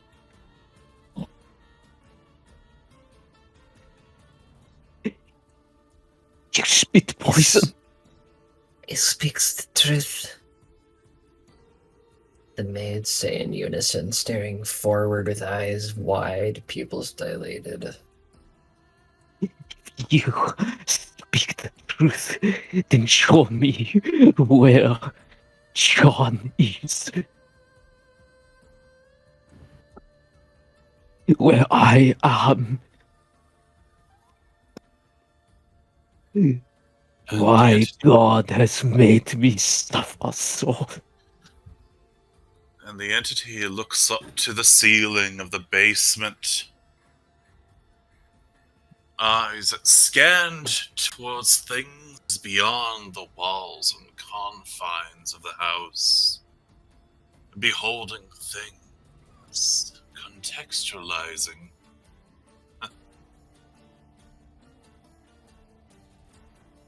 Jean is... That Jean? You would not wish to know. I must know. I have to know. This pain must end. I must know she is alive. I must know she is there. Please, if you are what you say you are, and what you are saying is the truth, I must see it.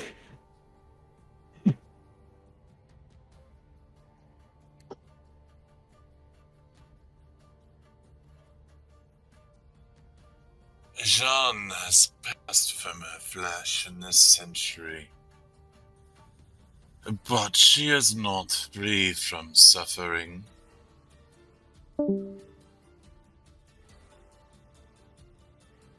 What? Entity will shake its head.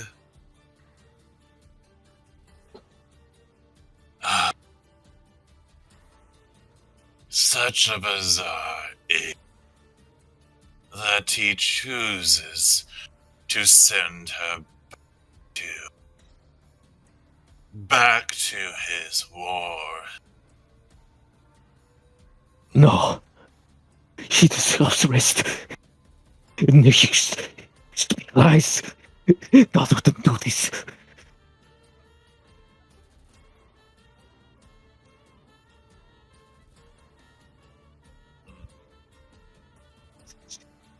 I'll be true.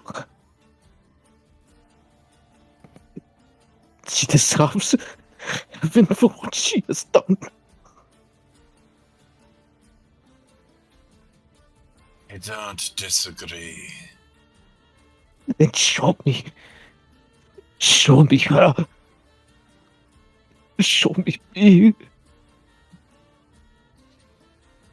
Oh, wretched thing bound to his earth. One last time. Are you sure?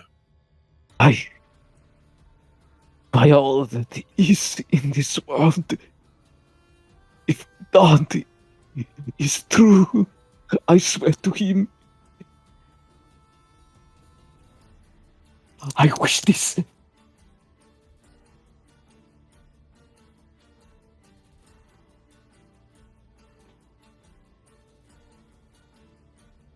And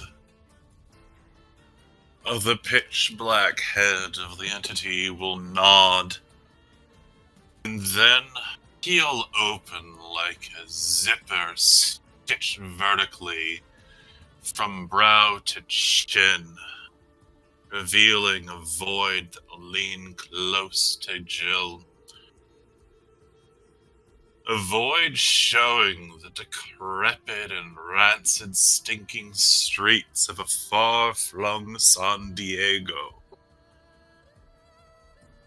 And an unfortunate girl born only to see her family murdered and to live starving on the streets. No.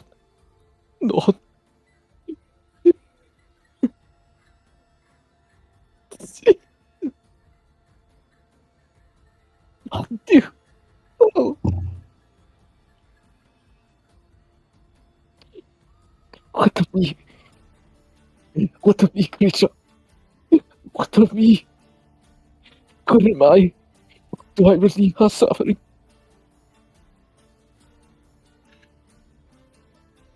Do I guide her to a better life?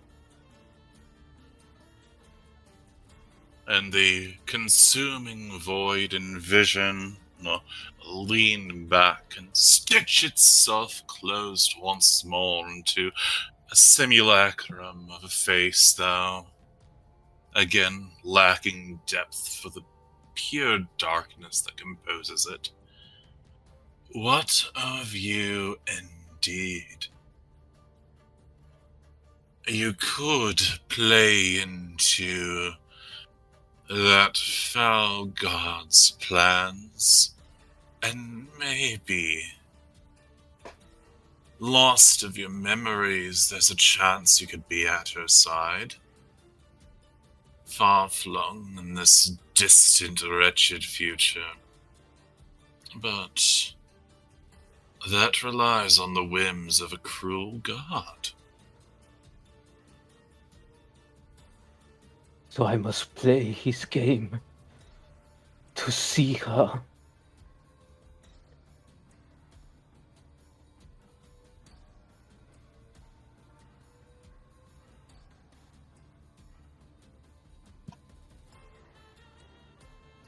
To hell with God. What am I saying? Oh, forgive me. What am I saying? What am I?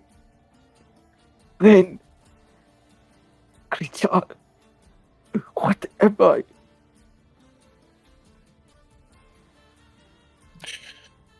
You're but one of many worms, writhing in a bucket, crying out for purpose, and being inflicted in a meaningless world.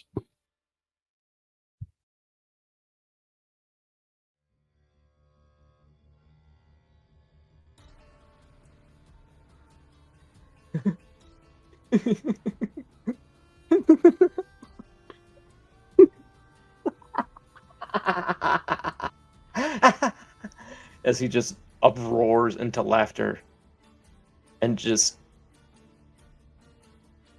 a cacophony of laughter erupts from his mouth.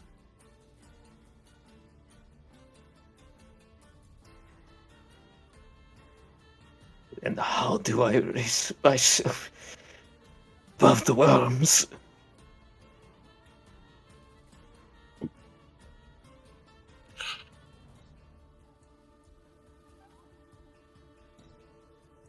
By casting out your pain and suffering, those wretched chains that bind you as a human.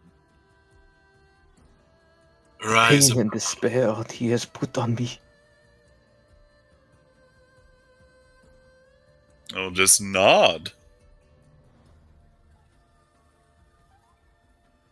He hears what the entity said to him to rise as he also rises.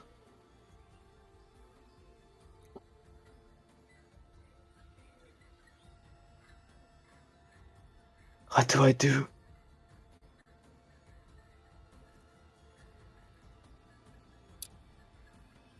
To purify yourself from his creation. And it will look left and look right for a suitable crevasse. It is simple. You are baptized from your original sin. And by baptism, you'll be cured of his suffering. As he'll gesture forth and call out a call. Oh, Martine, you're here now too. You should be here too. Profess call. And you should know this too. You should know this too, as a man in a white cloak, but that is a mistake. The symbology is all wicked and in different, disgusting angles. As Francois Prelati appears with the call.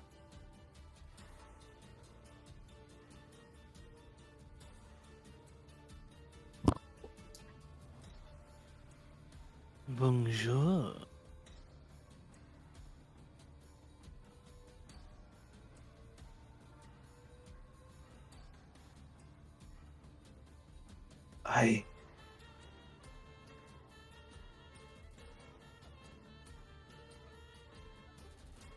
You.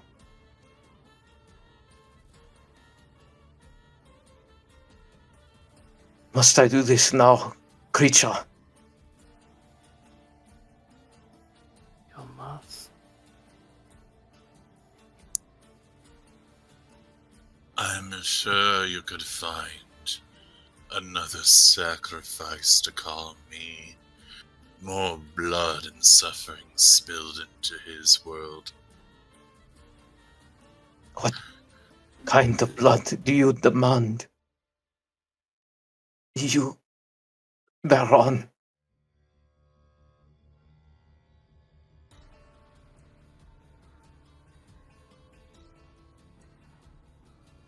May I call you this? What was the name? Baron. As in Baron. Yeah.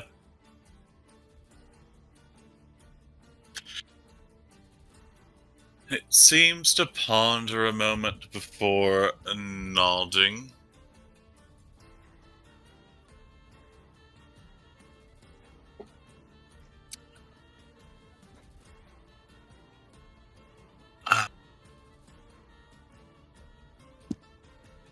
It must. This is me out of character rolling the hands. Knowing what's about to happen.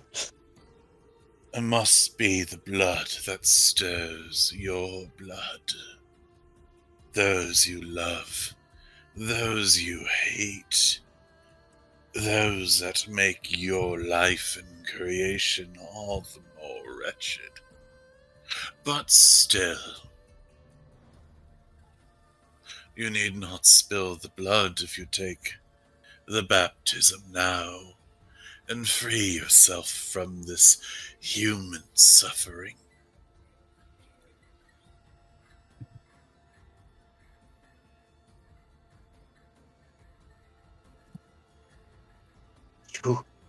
I know what you mean. What you want me to do is an abomination. To kill children.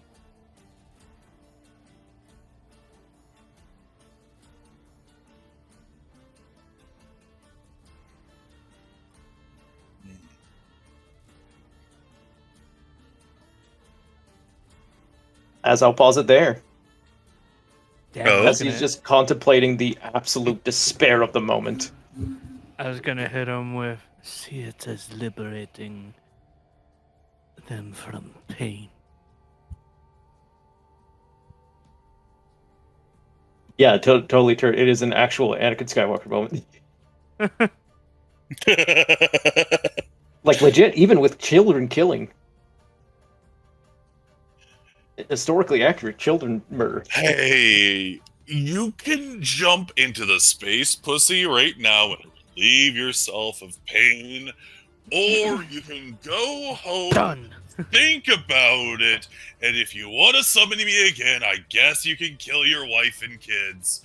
That's okay too, I guess. Because funny enough, I don't think anything's written about the wife and kids, if I'm correct, right? I don't think so.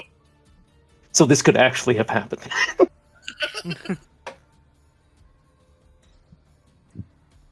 Oh boy. It's going to be so funny if we do, if, this is a big if, I doubt it's going to happen, we continued this play, this dark tragedy play next week, where I think I'll just kill children then. I am down for it. Lots of children. Lots of children. I haven't even watched Fate once, Tyler. Just for this thing. We should watch Fate. Monday? I got the week. Oh, you do? So do you have the weekend or the week coming Monday? I have next weekend off. Oh, sweet. Let's do it then. Sweet. Let's watch Fate Zero. Huge inspiration for this whole game at this point. I gotta say, fan of your work. Looks at it. But no. I'm a big fan of your work. Looks at, I forget, who's the creator of the Fate series? People talk about him all the time. Is it Yoko Taro? No, it's not Yoko Taro. Hold up.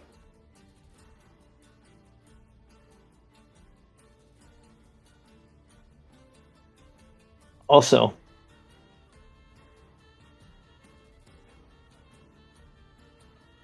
Oh my gosh. Yeah, no, that I'm gonna reveal that when he goes through the call and exits. That's too momentous of a thing to happen without everybody present.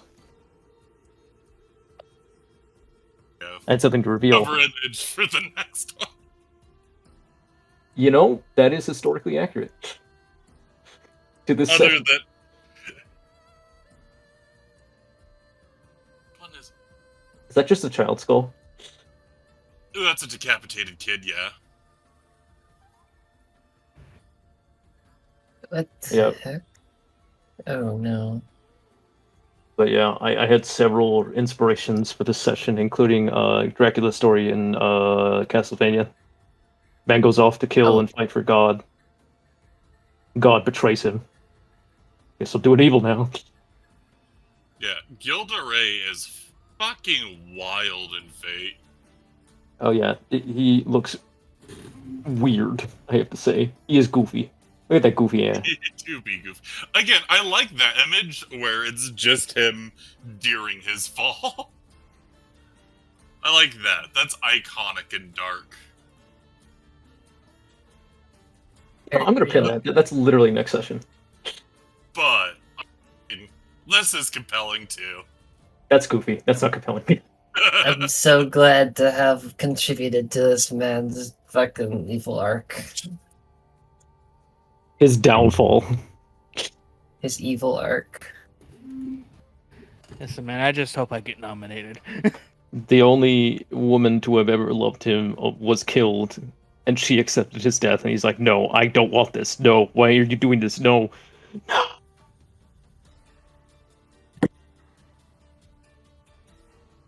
His fucking insanity evil eye. I mean, lazy eye.